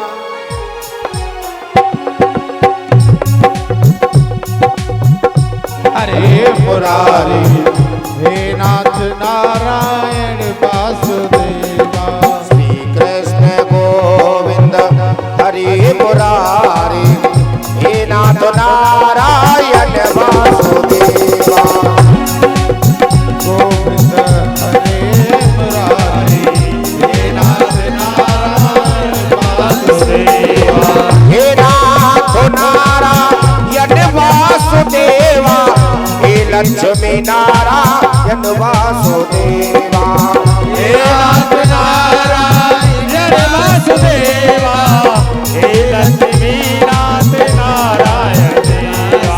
श्री कृष्ण गोविंद हरि मुरारी, हे नाथ नारायण वासुदेवा। श्री कृष्ण गोविंद हरे मुरारी, हे नाथ नारायण वासुदेवा।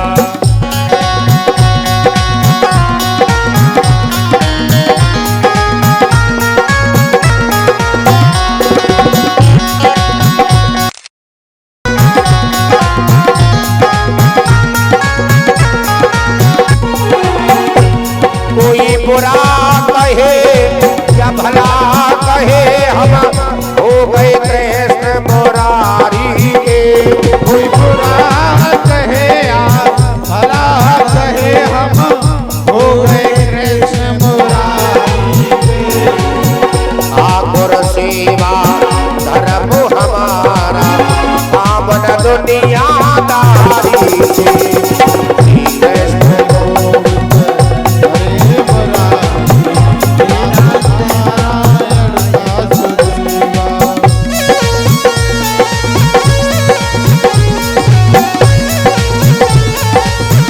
श्री राधे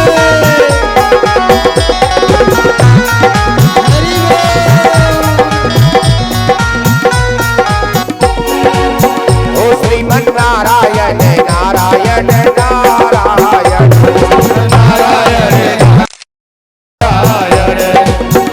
नारायण भज नारायण नारायण भज नारायण। श्रीमन नारायण नारायण नारायण। नारायण नारायण नारायण। श्री राधे।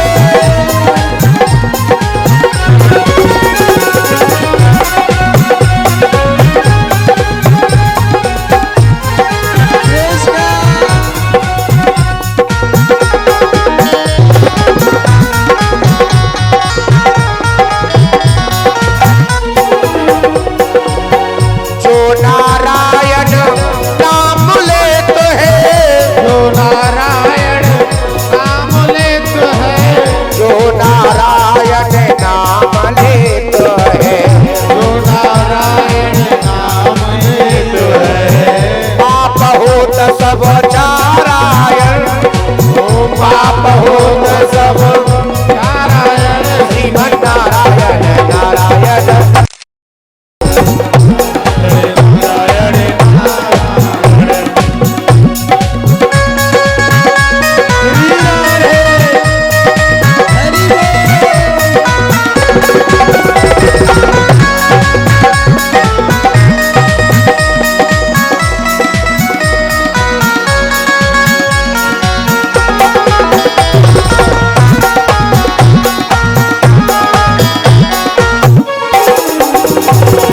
पहलड़ी के पेर सुदामा के तंदो, पहलड़ी के पेर सुदामा के तंदुर, पहलड़ी के पेर सुदामा के तंदो। के पेर सुदामा के तंदुर। रुच रुच भोग लगारायण, श्रीमन नारायण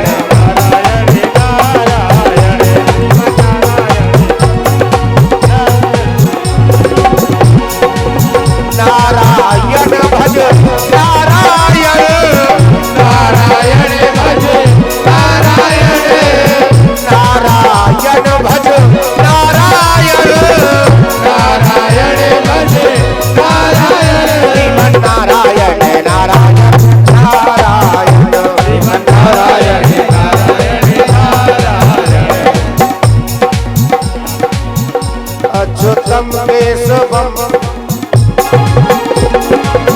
केशवम दामोदरम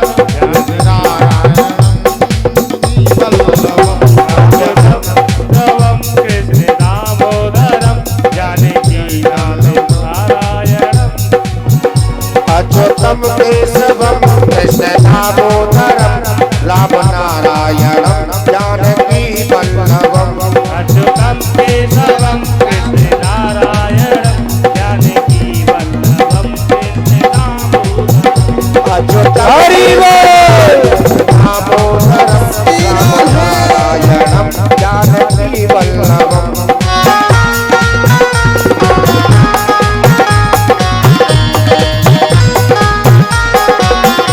अच्युतम केशवम कृष्ण दामोदरम राम नारायणम जानकी वल्लभम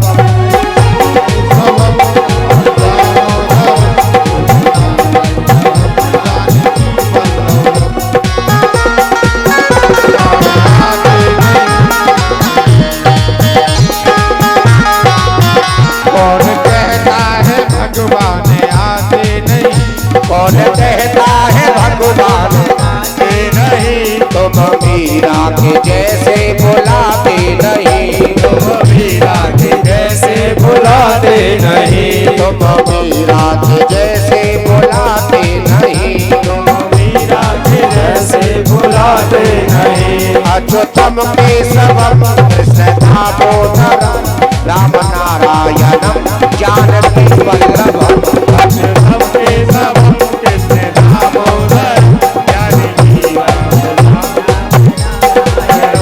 कौन कहता है भगवान आते नहीं कहता है भगवान आते नहीं कौन कहता है भगवान आते नहीं कौन कहता है भगवान आते नहीं कौन कहता है भगवान आते नहीं कौन कहता है भगवान आते नहीं तेरे सबरी के जैसे खिलाते नहीं फिर सबरे के जैसे खिलाते नहीं अच्युतम केशवम कृष्ण दामोदरम राम नारायणम जानकी वल्लभम अच्युतम केशवम कृष्ण दामोदरम जानकी नारायणम जानकी वल्लभम श्री कृष्ण गोविंद हरे मुरारी नाथ नारायण वासुदेव श्री कृष्ण गोविंद हरे मुरारी हे नाथ नारायण वासुदेवा हे नाथ नारायण वासुदेव हे लक्ष्मी नारायण वासुदेव हे नाथ नारायण वासुदेवा हे लक्ष्मी नारायण वासुदेवा श्री कृष्ण गोविंद हरे मुरारी हे नाथ नारायण वासुदेव कृष्ण गोविंद हरे मुरारी हे नाथ नारायण वासुदेवा वासुदेव वासुदेव नमस्कार। आज एक कार्यक्रम में हमें बोलने का व्यास जी ने जो मौका दिया है उनके लिए कोटि कोटि धन्यवाद। हमारे समाज में हमारे सनातन संस्कृति में संस्कारों को बचाए रखने के लिए कथा भागवतों का आयोजन कराना बहुत ही आवश्यक है।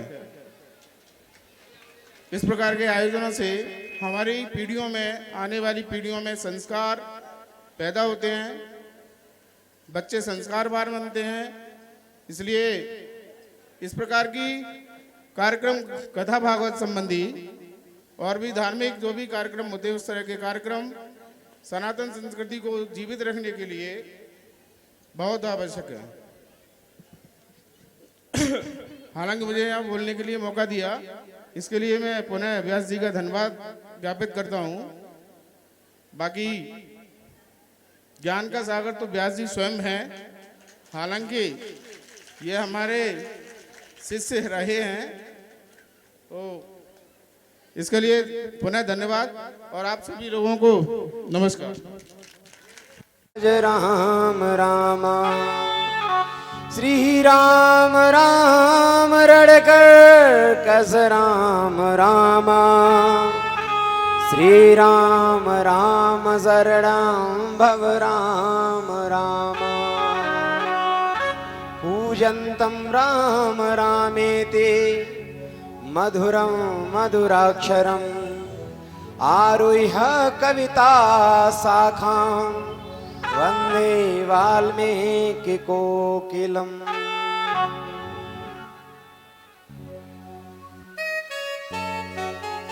वन्दे वाल्मीकि कोकिलम्।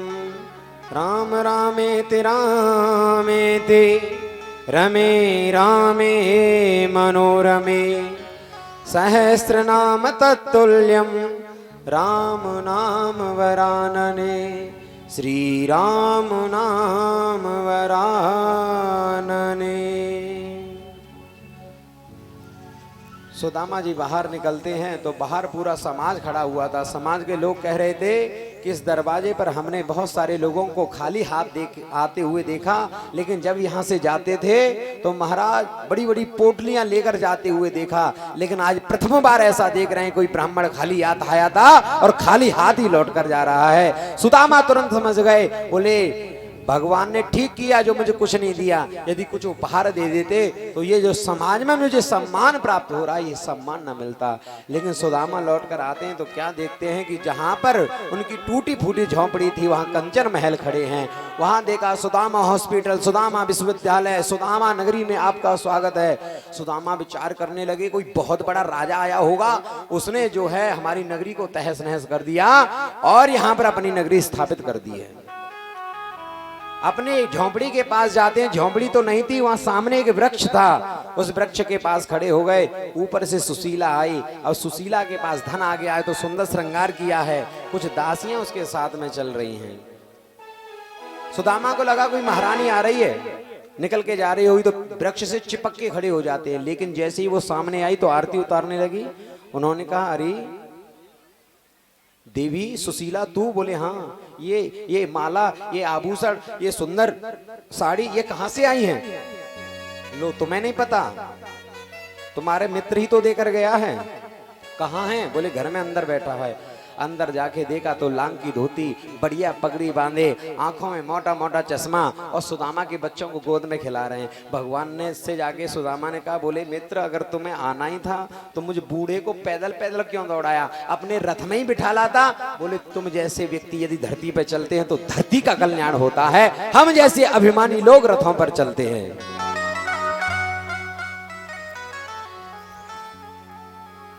ये सुख वैभव सब तेरे लिए है। बोले ये सुख वैभव मुझे नहीं चाहिए, इस सुख वैभव खाने से भोगने से बुद्धि खराब हो जाती है। बोले मेरा आशीर्वाद है जो कोई भी वस्तु घर में आए और वो वस्तु यदि पहले भगवान को भोग लगाई जाए और फिर जीव उसको पाता है तो उसका कल्याण होता ही होता है। बोले सद्गुरुदेव भगवान की जय। प्यारे भक्तों आगे प्रभास क्षेत्र में श्री बसदेव जी यज्ञ करते हैं। एक बार भगवान श्री कृष्ण के बच्चे जिसमें सांब है अपने पेट पर बहुत बड़ा कपड़ा बांध लिया और ऋषियों से जाकर पूछा, बोले इसके संतान क्या होगी, लड़का होगा या लड़की? तो उन्होंने कह दिया इसको होगा मूसल, जिससे तुम्हारे वंश निर्वंश हो जाएगा। जैसे ही कपड़ा खोलकर देखा महाराज तो उसमें से एक मूसल निकलता है लोहे का। उन्होंने उस मूसल को घिस घिस कर यमुना किनारे डाल दिया तो उससे एर का नाम की घास उत्पन्न हो गई। छोटी सी कील बची, उसको जल में डाल दिया, मछली निकल जाती है। एक बहेलिया, एक मछुआरा उस मछली को निकालता है और वो कील एक बहेलिए के पास पहुंच जाती है, वो अपने बाण में लगा लेता है। देखते ही देखते प्यारे वक्तों सभी के सभी जितने भी यदुवंशी होते हैं आपस में लड़ने झगड़ने लग जाते हैं। दाऊ भैया के पास आए तो दाऊ भैया दौड़कर और कृष्ण भगवान ऊंचे स्थान पर चढ़ जाते हैं। दाऊ भैया ने कहा कि मैं यहाँ पर आपका बड़ा भाई बनकर आया हूँ, लेकिन मैं आपका सेवक शेषनाग हूँ, अब मुझे अनुमति दीजिए। तो जल में समाधि ले लेते हैं। भगवान भी अपने स्वधाम जाने की तैयारी में है, लेकिन तभी उद्धव आता है और कहता है प्रभु संसार में लोगों की बुद्धि बड़ी खराब हो जाएगी, कलयुग इतना बढ़ जाएगा लोग चाहकर भी भजन नहीं कर पाएगा। कलयुग में लोग आपको कैसे प्राप्त करेंगे, आपको प्राप्त करने का कोई सरलतम साधन क्या है। तो आप प्यारे भक्तों, हम प्रवेश कर गए हैं श्रीमद् भागवत के एकादश स्कंद के 15वें अध्याय में। 15वें अध्याय में लिखा है कि जब भगवान जा रहे होते हैं तो उद्धव पूछ रहे हैं कहाँ जा रहे हो, और जब आप जाओगे तो लोग आपको कैसे प्राप्त कर सकेंगे। तो भगवान युक्ति बता रहे हैं कि जो लोग मुझ तक पहुंचना चाहते हैं उसके लिए उपाय क्या है। आप सब लोग भी ध्यान दीजिए। जितासनो जित श्वासो जित संगो जितेन्द्रिया मयि धारयतश्चेता उपतिष्ठन्ति सिद्धया। सबसे पहले व्यक्ति आसन को जीतने, जितासनो जित श्वासो, फिर अपनी श्वास को जीते। श्वास को प्राणायाम के माध्यम से, जो व्यक्ति प्राणायाम करता है उसको सर्दी जुकाम जल्दी नहीं होता और उसकी आयु बढ़ती है। आपने देखा होगा कि पहले के महात्मा लोग बड़ी बड़ी लंबी आयु के होते थे। वो क्यों? क्योंकि प्राणायाम करते थे, अपनी श्वास को रोक कर रखते थे। जिन लोगों का मन जल्दी भगवान में नहीं लगता है, जिन लोगों को जमाइयां बहुत आती हैं, जो लोग कथा में बैठते हैं नींद बहुत आती है, उनके लिए प्राणायाम बताया कि जो प्राणायाम करेगा उसके मन में एकाग्रता आएगी। जितासनो जित श्वासो जित संगो जितेन्द्रिया। अपनी इंद्रियों पर काबू करो।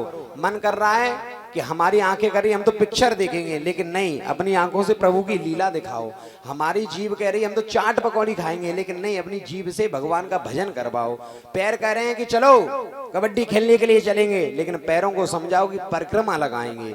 इस प्रकार अपनी इंद्रियों पर काबू करें और असंग हो जाएं। ऐसे व्यक्ति जिनके साथ में रहने पर आपको नकारात्मक ऊर्जा प्राप्त होती हो, जो कहते हो अरे तुझसे नहीं हो पाएगा, तेरे बस का काम नहीं है, ऐसे लोगों का साथ छोड़ दो। क्योंकि ऐसे लोगों के साथ में रहोगे तो आप डिमोटिव होते जाओगे, लोग आपकी टांग पकड़ के खींचते जाएंगे। ऐसे व्यक्ति जो साथ में रख के आपका उत्साहवर्धन करें, आगे बढ़ने के लिए आपको हिम्मत दें, ऐसे व्यक्ति का संग करें। जित संगो जितेन्द्रिया। जब व्यक्ति प्राणायाम करेगा, आसन को जीतेगा, भगवान का भजन करेगा, तो वो सिद्ध कहलाएगा। बोले सिद्ध क्या होता है? बोले सिद्ध वो होता है जो सिद्धियां प्राप्त कर लेता है। बोले सिद्धियां कितने प्रकार की होती हैं? तो भागवत के एकादश स्कंद में 15वें अध्याय में लिखा हुआ है, सिद्धयो अष्टादशा प्रोक्ता धारणा योग पार गई तासामष्टौ मत प्रधाना दसैवा गुण हेतवा। सिद्धियां 18 प्रकार की होती हैं। सिद्धयो अष्टादशा प्रोक्ता, 8 और 10 बराबर 18। लेकिन हनुमान चालीसा में हम क्या सुनते हैं? अष्ट सिद्धि नवनिधि के दाता। यहां पर सिद्धियां कितने प्रकार की बताई हैं? अष्ट माने 8, बोला करो ना, अष्ट माने 8। लेकिन भागवत में क्या बता रहे हैं? 18। सिद्धयो अष्टादशा प्रोक्ता धारणा योग पार गई तासाम अष्टौ मत प्रधाना। इसमें 8 सिद्धियां तो प्रदान है। अड़िमा महिमा, अपने शरीर को पर्वताकार रूप धारण कर लेना। जैसे हनुमान जी ने अपनी सिद्धियों का प्रयोग करके अपने शरीर को बहुत पहाड़ के समान बड़ा बना लिया, और उन्हीं सिद्धियों का प्रयोग करके एक छोटे से अणु जैसा रूप बना लिया। ये सिद्धियां 8 प्रधान होती हैं और 10 होते हैं सात्विक गुण। जो माता बहन, असली धर्म पता है कहां से शुरू होता है? माता बहनों, असली धर्म शुरू होता है आपके रसोई घर से। जो माता बहन नित्य प्रति स्नान करके रसोई घर में प्रवेश करती हैं, रसोई घर को अच्छे से साफ करती हैं, उसमें जो सुंदर प्रसाद बनाती हैं उसका भोग लगाएं, फिर घर में सबसे बड़े को प्रदान करें। महाराज, तो आपका धर्म वहीं से प्रारंभ होता है। जो माता बहन बिना स्नान किए रसोई में चली जाती हैं, समझ लीजिए ठाकुर जी उसके घर की पूजा को स्वीकार नहीं करते। जब मासिक धर्म से माता बहनें होती हैं तो उनको कभी भी रसोई घर में प्रवेश करना नहीं चाहिए। स्नान करके शुद्ध सात्विक अवस्था हो तभी रसोई घर में प्रवेश करें और सुंदर प्रसाद बनाएं। पहले महाराज ठाकुर जी का भोग लगाएं, गाय के लिए निकालें, फिर घर में सबसे बड़े को भोजन प्रदान करें, उसके बाद घर में आगे भोजन प्रसाद बांटें। जो नियम संयम से माता बहन चलती है, शुद्धता के साथ, सात्विकता के साथ। जिन घरों में मैं देखता हूँ लोग भोजन बनाते हैं, किसी में बाल निकल रहे हैं, ये निकल रहे हैं। ठाकुर जी क्या महाराज, इंसान भोजन नहीं करेगा, ठाकुर क्या भोजन करेगा? तो माता बहनों, हमें शुद्धता से, पवित्रता से जब हम भोजन बनाते हैं तो आपका धर्म वहीं से प्रारंभ होता है। उस सात्विक धन को जब पुरुष खाता है तो पुरुष की बुद्धि ठीक रहती है और वो अच्छे कार्य करता है, घर में समृद्धि बढ़ती है। और जो माता बहन नियम संयम से रहती है उसके अंदर 10 गुण आ जाते हैं। वो गुण कौन से होते हैं पता है? वो गुण होते हैं, आपके घर में कोई आया है, किस लिए आया है, किस उद्देश्य से आया है, ये आपको पहले ही पता चल जाएगा। उसके मन में क्या भावना है ये आपको पहले ही पता चल जाएगा। कोई कार्य बनने वाला है, बिगड़ने वाला है, पहले ही पता चल जाएगा। लेकिन उस सिद्धियों से क्या होता है तो बताया, मनोजभ काम रूपम पर काया प्रवेशन। जो सिद्ध होता ना वो सिद्धियां प्राप्त कर लेता है। मनोजभ काम रूपम, वायु की तरह अपने शरीर को हल्का कर लेता है। वो अपने शरीर को हवा में उड़ा सकता है, जल में चला सकता है, जिसके बाद सिद्धियां हैं। सिद्धियां कैसे प्राप्त होती हैं? श्रीमद् भागवत के 11 स्कंद में इसका वर्णन है, आप पढ़ लेना खोलकर। जो व्यक्ति सिद्धियां प्राप्त कर लेता है, मनोजभ है काम रूपम परकाया प्रवेशनम।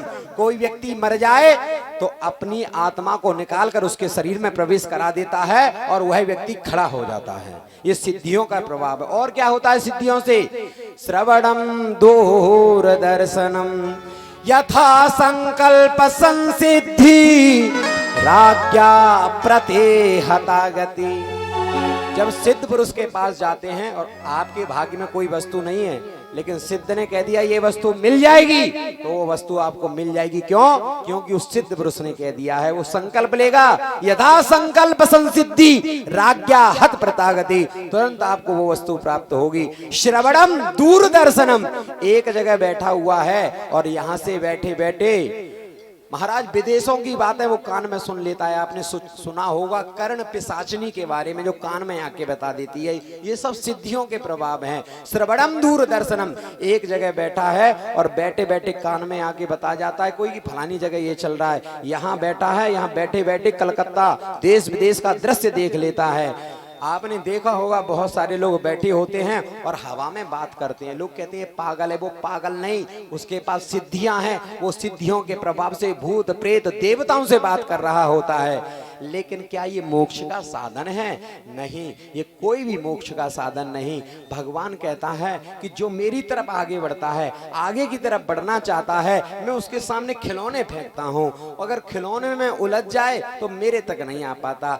जैसे किसी माँ का छोटा सा बच्चा यदि रोता है तो माँ उसको चुप कराने के लिए नाना प्रकार के प्रलोभन देती है, कोई खिलौना देती है, कभी दूध की बोतल देती है, लेकिन बच्चा उसे स्वीकार नहीं करता, छोड़ देता है। बोले माँ मुझे ये सब कुछ नहीं चाहिए, मुझे तो तेरे आंचल चाहिए, तेरी गोद चाहिए। ऐसे ही परमात्मा की तरफ जो व्यक्ति बढ़ता है पहले उसे प्रलोभन देता है, लेकिन जो व्यक्ति उन प्रलोभनों को दूर करके भगवान की तरफ बढ़ता है तब भगवान उसे हृदय से लगाता है।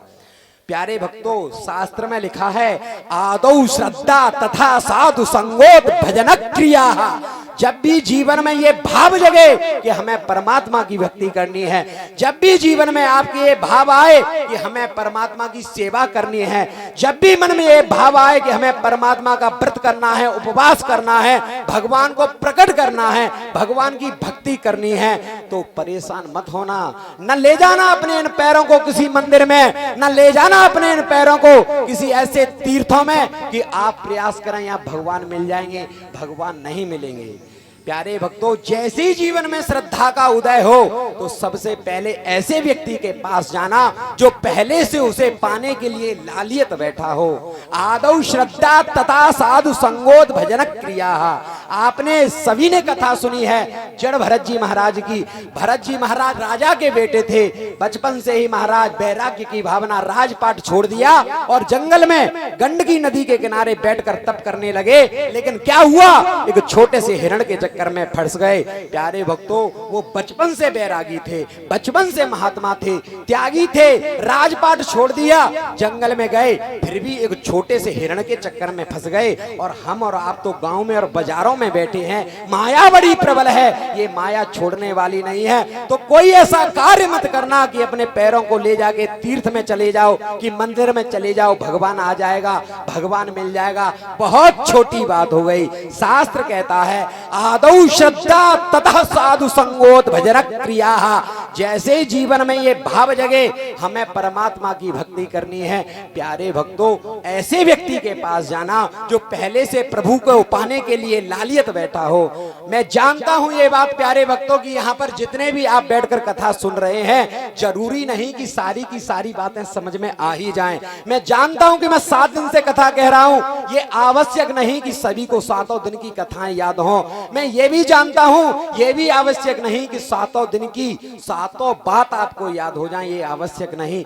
लेकिन जिस प्रकार एक जागरूक किसान अपने खेत में हजारों बीजों को फेंकता है, हजारों बीजों को डालता है, बोता है, लेकिन सभी बीज पौधे नहीं बन जाते, लेकिन उनमें से कोई ना कोई बीज ऐसी जगह पर पहुंच जाता है जहां पर उसे सूर्य की गर्मी और जल की नरमी प्राप्त हो जाती है और कुछ ही समय में वह पौधा बनकर अपने किसान, अपने मालिक को यह दिखा देता है कि मालिक तुम्हारी मेहनत सफल हो गई है। ऐसे ही मैं जानता हूं कि यहां पर बैठे बैठे सारी बात समझ में नहीं आ सकती, लेकिन बैठे रहना, परेशान मत होना, क्योंकि भागवत का नियम है आदौ श्रद्धा तथा साधु संगोत भजन क्रिया। जैसे ही जीवन में ऐसा भाव जगे, जैसे ही जीवन में ये भाव जगे कि हमें परमात्मा को प्राप्ति करनी है, जहां ऐसी भागवत कथा हो रही हो वहां बैठे रहना। जरूरी नहीं सभी बात समझ में आ जाए, कोई बात बच्चों की लगेगी, कोई बात बड़ों की लगेगी, कोई बात ऐसी लगेगी कि सिर से ऊपर निकल रही है, लेकिन घबराना नहीं,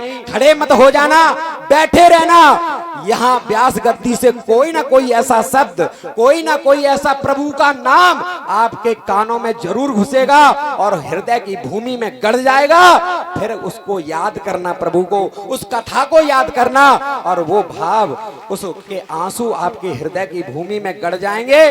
फिर आपको कृष्ण के पास जाने की जरूरत नहीं है, फिर आपको मथुरा वृंदावन जाने की जरूरत नहीं है, कृष्ण आपको यहीं आकर प्राप्त हो जाएगा। जब बिजली कड़कती है तो चट्टानों पर गिरती है, चट्टानें फट जाती हैं, उसमें से जल की धारा कल-कल बहती हुई, निनाद करती हुई बह निकलती है। लेकिन वो जल की धारा जब बह निकलती है तो गांव से होते हुए, नगरों से होते हुए, शहरों में जाते हुए हजारों लोगों की प्यास बुझाती है। ऐसे ही ये श्रीमद् भागवत कथा है, कभी भी कथा से बोर नहीं होना। प्यारे भक्तों, कथाएं वही है जो आज से पहले व्यास जी सुनाया करते थे। कथा में कोई अंतर नहीं है, कथाओं में कोई परिवर्तन नहीं है, और कोई नई कथा सुनाने के लिए मैं आपको कोई नए प्रकार से कथा नहीं सुना सकता, लेकिन कथा नित्य नूतन होती है। जैसे हम यहाँ से बटेश्वर जाएं स्नान करने के लिए, घाट नहीं बदलता, घाट वही रहता है, लेकिन यमुना में बहने वाला जल जरूर दूसरा होता है। ऐसे ही प्यारे भक्तों, कथा वही होती है, कथाओं में कोई अंतर नहीं होता, लेकिन कथा की अनुभूति, कथा का अनुभव और कथा का ज्ञान नित्य नया होता है। जय हो।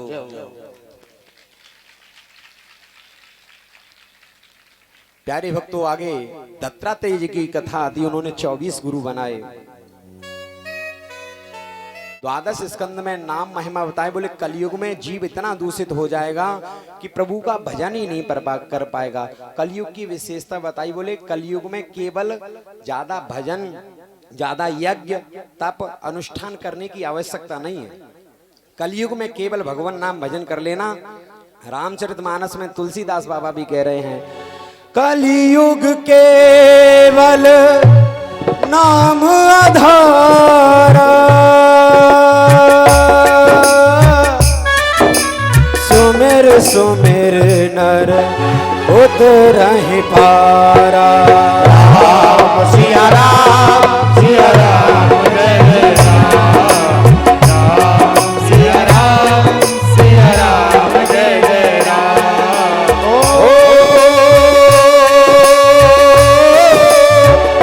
कलयुग केवल नाम आधारा, सुमर सुमर नर उतरहि पारा। राम सिया राम, सिया राम जय जय राम, राम सिया राम, सिया राम जय जय राम।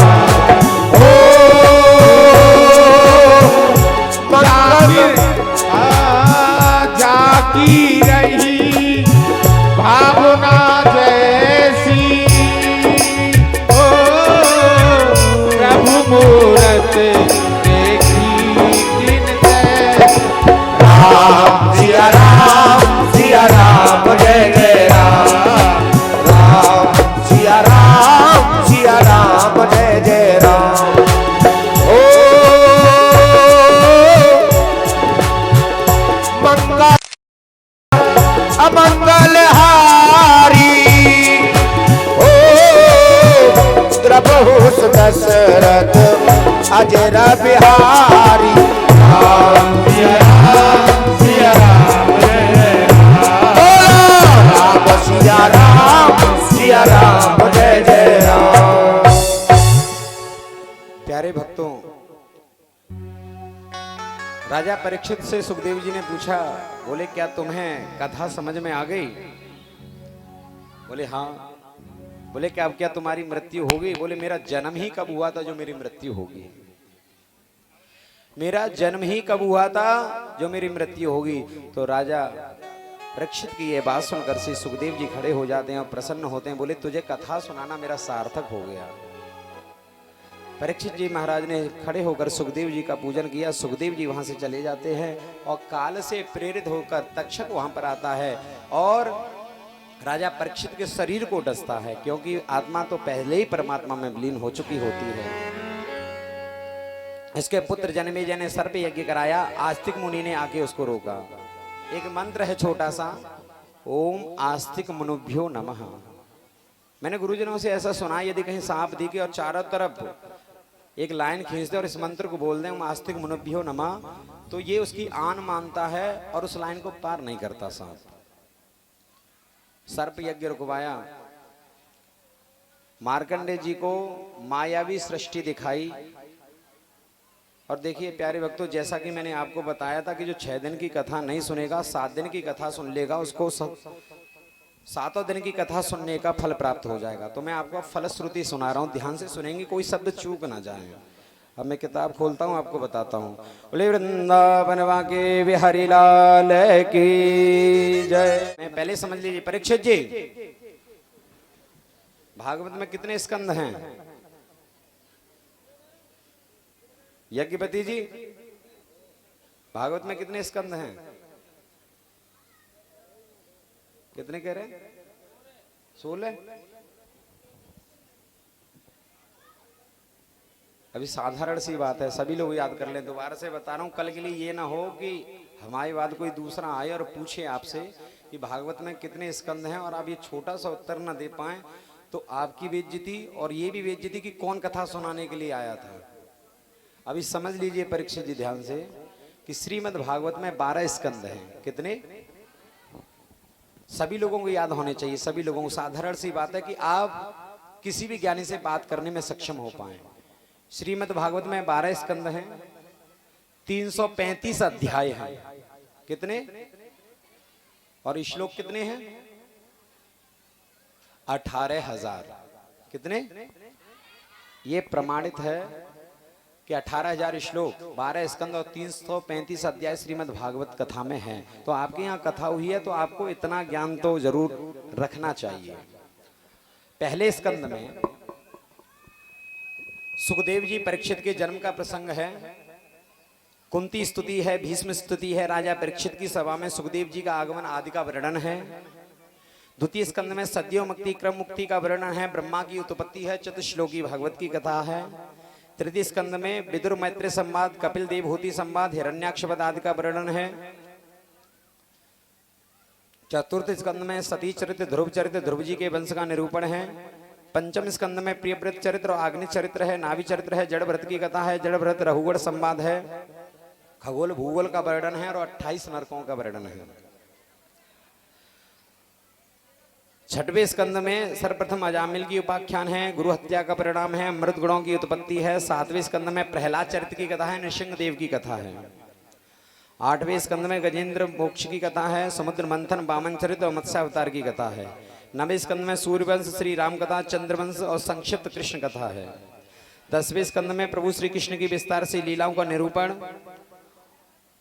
गोकुल लीला, वृंदावन लीला, मथुरा लीला, द्वारका लीला आदि का विस्तार से वर्णन, प्रभु की करुणा की कथा है। 11वें स्कंद में नवयोगेश्वर संवाद है, कृष्ण उद्धव संवाद है, यदुवंशियों को सांप लगने की कथा है, आपस में लड़ने झगड़ने की कथा है। यदुवंशियों के संहार की कथा है। भगवान का स्वधाम गमन, उद्धव जी का बद्रिकाश्रम जाना, 12वें स्कंद में कलयुग के दुर्गुणों का वर्णन है, नाम महिमा का वर्णन है। उसके बाद सुखदेव जी परीक्षित को अंतिम उपदेश और वहां से प्रस्थान करते हैं। तक्षक सर्प के डसे जाने से परीक्षित की मृत्यु और उनका मोक्ष। देखिए भैया 10 मिनट अभी कोई किसी का स्वागत न करे, उसके बाद करना है ना। जन्मेजय के द्वारा सर्प यज्ञ करना, आस्तिक मुनि को समझाना, आस्तिक मुनि के द्वारा समझाना, मार्कंडे जो माया का प्रलय देखा उनका संक्षिप्त वर्णन और भागवत का सारांश। अंत में सूत जी कहते हैं कि बहने वालों में जैसे गंगा श्रेष्ठ है वैसे देवताओं में कृष्ण श्रेष्ठ हैं, वैष्णवों में जैसे शंकर श्रेष्ठ हैं ऐसे पुराणों में भागवत श्रेष्ठ है, जैसे क्षेत्रों में काशी श्रेष्ठ है पुराणों में भागवत सर्वोत्तम है।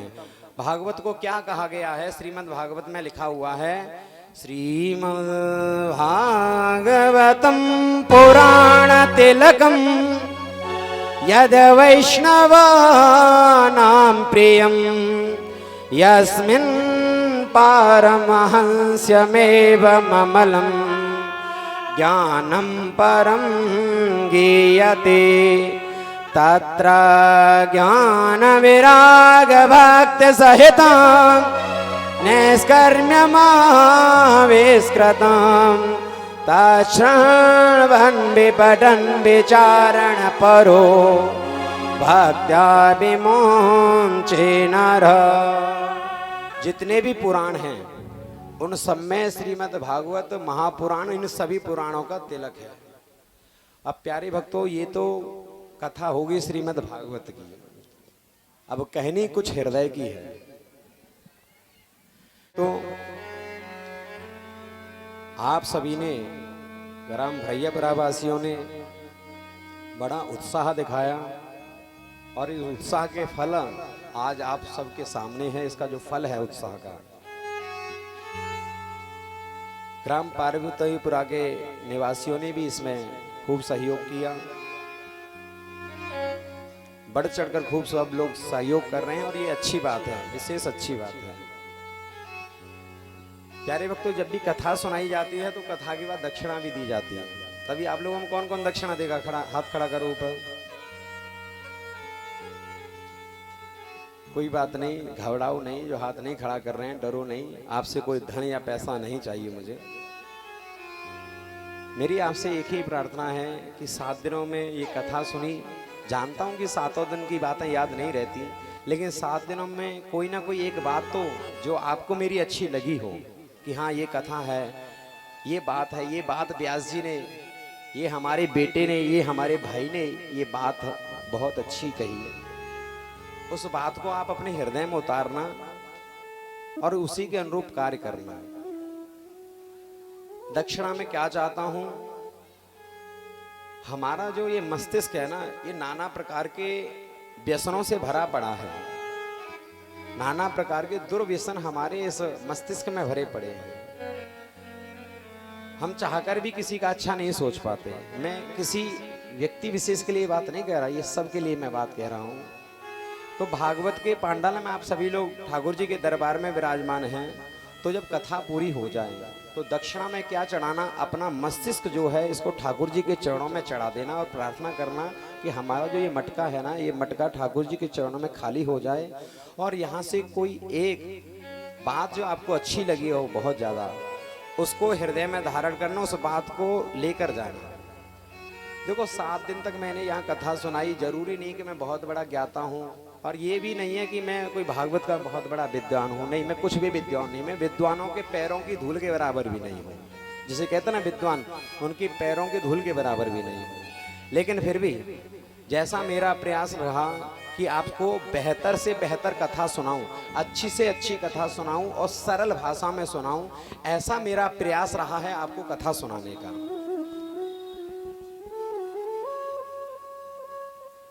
देखो परिपूर्ण तो संसार में कोई नहीं होता, मैं भी ये नहीं कह रहा कि मैं बहुत बड़ा ज्ञाता हूं, मैंने आपको जो सुनाई है वो कोई नहीं सुना सकता, ऐसा नहीं है। लेकिन मैंने ये अपना जरूर प्रयास किया है कि जितना मैं अच्छा से अच्छा आपको कथा सुना सकूं, उतनी अच्छी से अच्छी कथा आपको सुनाऊं, ये मेरा प्रयास रहा है।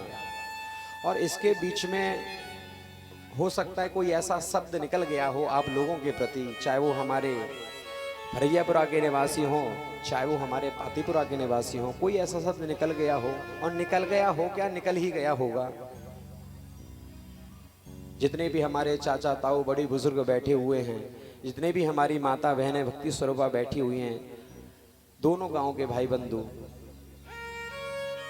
और वो भी बच्चे जो दिन रात हमारी सेवा में लगे रहते हैं, कभी जल की व्यवस्था, कभी भोजन की व्यवस्था, कभी किसी की व्यवस्था में, कभी कोई गांव भरैयापुरा की तरफ से कोई कमी नहीं रही। आपको हृदय की बात कह रहा हूं, ऐसा नहीं कि आपका मन रखने के लिए या आपको दिखाने के लिए ऐसी कोई बात कह रहा हूं, तो ऐसा बिल्कुल नहीं है। जहां हम रुके हुए हैं, हमारे डब्बल चाचा के यहाँ पे रुके हुए हैं। अभी तो कथा के यजमान कहेंगे इनको, ये कथा के यजमान हैं। इनके यहाँ पर आप सभी गांव भरैयापुरा वालों ने मिलकर हमारे यहाँ पर रहने की व्यवस्था की, और बहुत अच्छी व्यवस्था। जब लाइट नहीं रहती थी जनरेटर भी चलता था, और रात में 12 बजे 1 बजे 2 बजे तक मैंने इनको देखा है कि लाइट नहीं है तो ये खड़े होकर बार-बार जनरेटर के लिए भागते थे चलाने के लिए। मैं कहता था अरे चाचा रहने दीजिए, लेकिन ये दौड़ दौड़ कर भागते थे चीज़ों के लिए।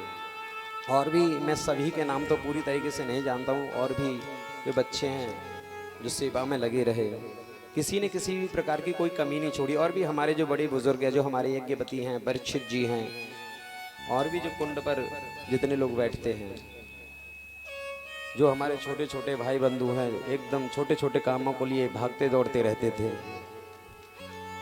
एक एक सेवा के लिए। लेकिन इन्होंने अपनी तरफ से सेवा में तो कोई कमी नहीं छोड़ी, लेकिन कमी हमसे जरूर हो गई। हम जरूर कभी किसी से गुस्से से बोल गए, कभी किसी से कह दिया तेजबाज, मरे ऐसे नहीं ऐसे होते हैं, कभी परीक्षित पर ही नाराज हो गए, कभी यज्ञपति पर ही नाराज हो गए, ऐसे नहीं ऐसे, ये चीज़ ऐसे नहीं ऐसे होती है। और भी यदि किसी को ऐसा लगता हो कि व्यास जी को ये बात नहीं कहनी चाहिए थी, लेकिन ये बात हमसे कह दी, तो उन बातों के लिए आप सभी से हाथ जोड़कर मैं क्षमा मांगता हूं।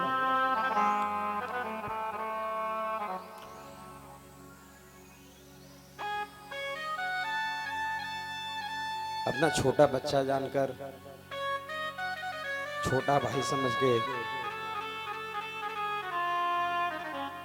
अथवा बड़ा भाई समझ के, जो भी आपको समझना है,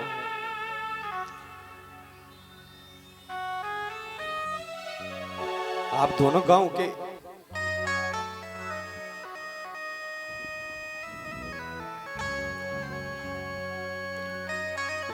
के लोगों से हाथ जोड़कर मैं माफी मांगता हूं। यदि कोई गलती हो तो इसके लिए क्षमा करें।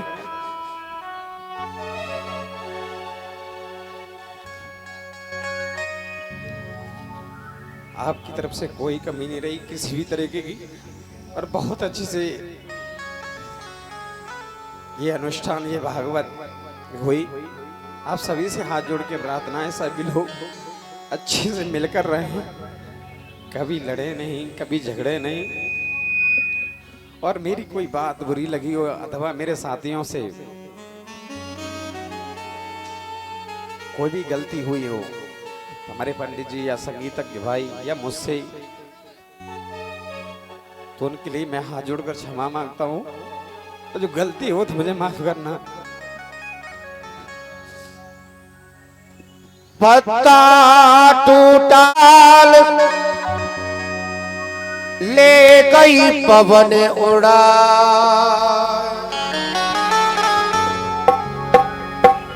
अब के बिछड़े कब मिले, कहीं अंत बसेंगे जा।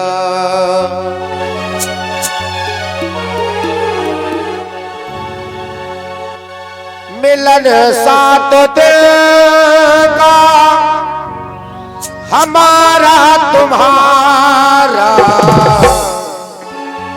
रही जिंदगी तो मिलेंगे दोबारा, रही जिंदगी तो मिलेंगे दोबारा, जिंदगी तो मिलेंगे दोबारा।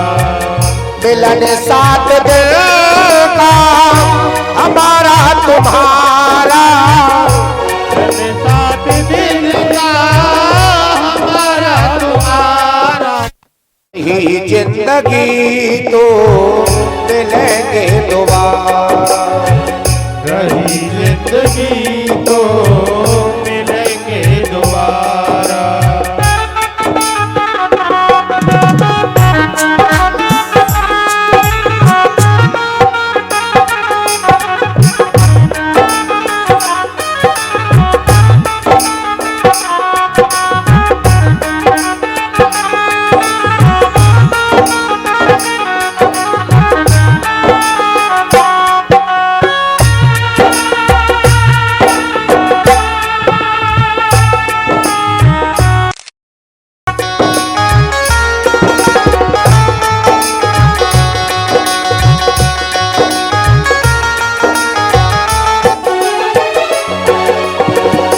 अरे मानो के दीप जले अरे मानो के दीप जले अरे मानो के दीप जले अरे मानो के दीप जले हमको सच्चे भक्त मिले हमको सच्चे भक्त मिले हमको सच्चे भक्त मिले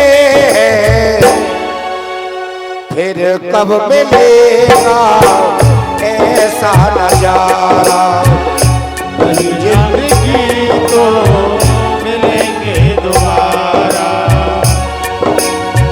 मिलन साथ दिल का हमारा तुम्हारा मिलन साथ दिन का हमारा तुम्हारा रही जिंदगी तो मिलेंगे दोबारा रही जिंदगी तो मिलेंगे दोबारा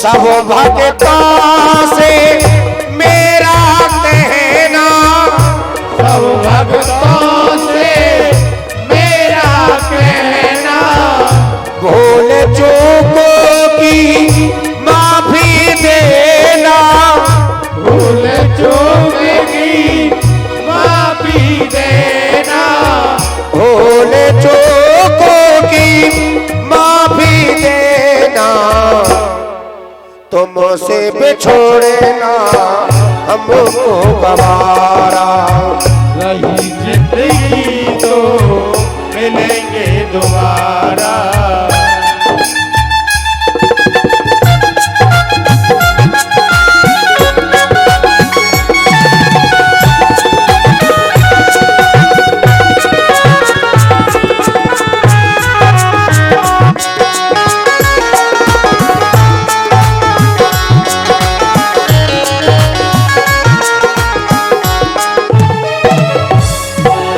कथा श्रवण को भूल न जाना कथा श्रवण को भूल न जाना कथा श्रवण को भूल न जाना कथा श्रवण को भूल न जाना प्रभु चरणों में ध्यान लगाना प्रभु चरणों में ध्यान लगाना इसी से बनेगा मुकद्दर हमारा इसी से बनेगा मुकद्दर हमारा मिलन साथ दिल का हमारा तुम्हारा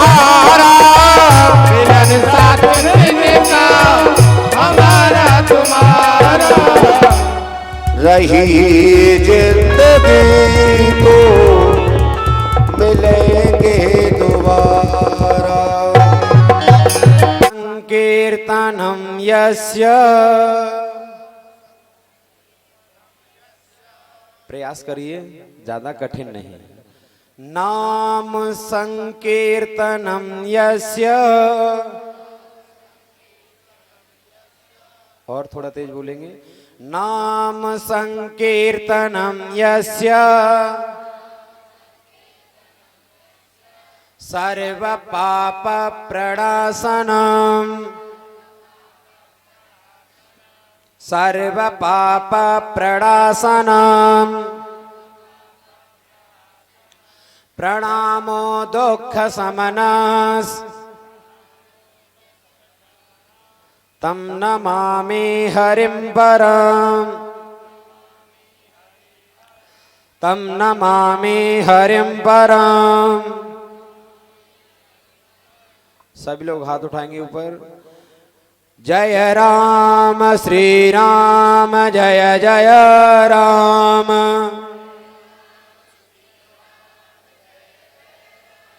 जय राम श्री राम, जय राम, जय राम श्री राम, जय जय राम। वाले तुमको लाखों प्रणाम, तुमको लाखों प्रणाम, तुमको लाखों प्रणाम, तुमको लाखों प्रणाम। श्री हरि